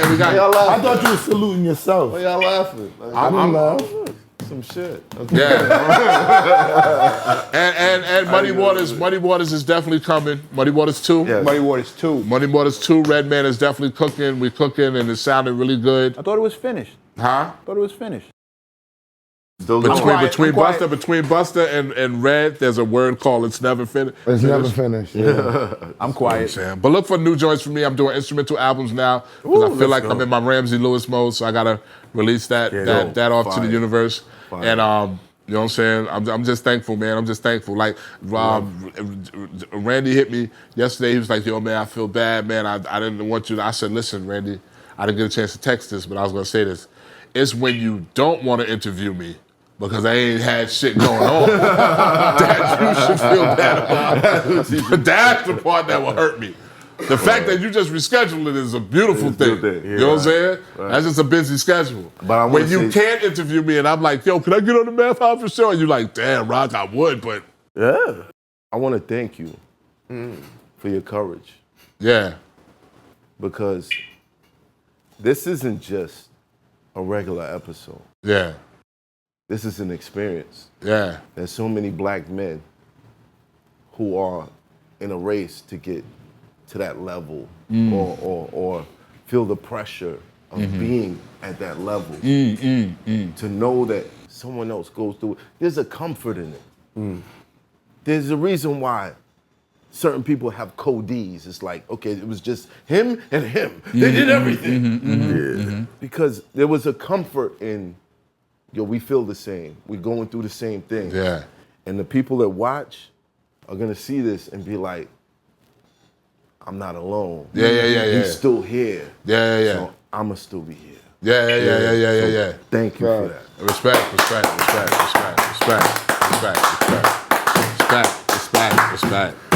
Yo, any last words?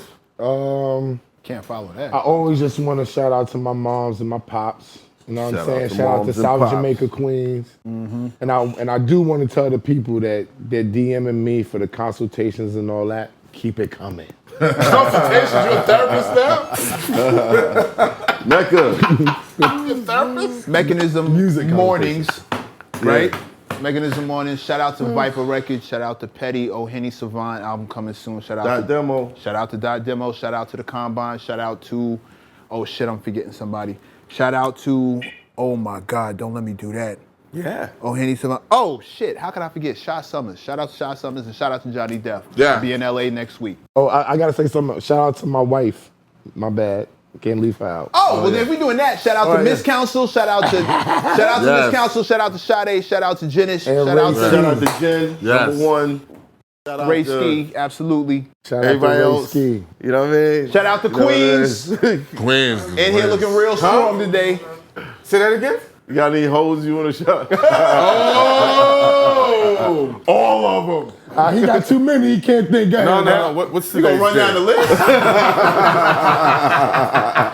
Yeah. What you want to shout out? Yeah, Bob? my man. You wanna shout Man, out? yo, listen, man, it's been a wonderful journey, man. Like I shout out the key players, man. I got some great people in my life, man. Shout out to my family first and foremost. You know what I'm saying? The Stinson family. Shout out to the Fields family. You know what I'm saying? In Alabama. You know what I'm saying? Let's go. Shout out to my family. You know what I'm saying? My family, my three little ones, Pop, Adiwadi, DJ, Callie, Torin, Naya. You know what I'm saying? The two that's coming, the two twins that's coming. You know what I'm saying? Wow. You got twins on the way? Grandchildren, two twin Oh, okay. grandchildren. I'm about to say. You know what I'm saying? Big shout out to Demond, you know what I'm saying? You know, the participator, my boy, you know what I'm saying? You know what I'm saying? My son-in-law, you know what I'm saying? And you know, just a wonderful host of friends. If I keep going down, I'll miss out. But I got ESSO, I got James Blaze, I got twins, I got Rashid, Ali Young. You know, you might see them on Run's House, Rashid. You know what I'm saying?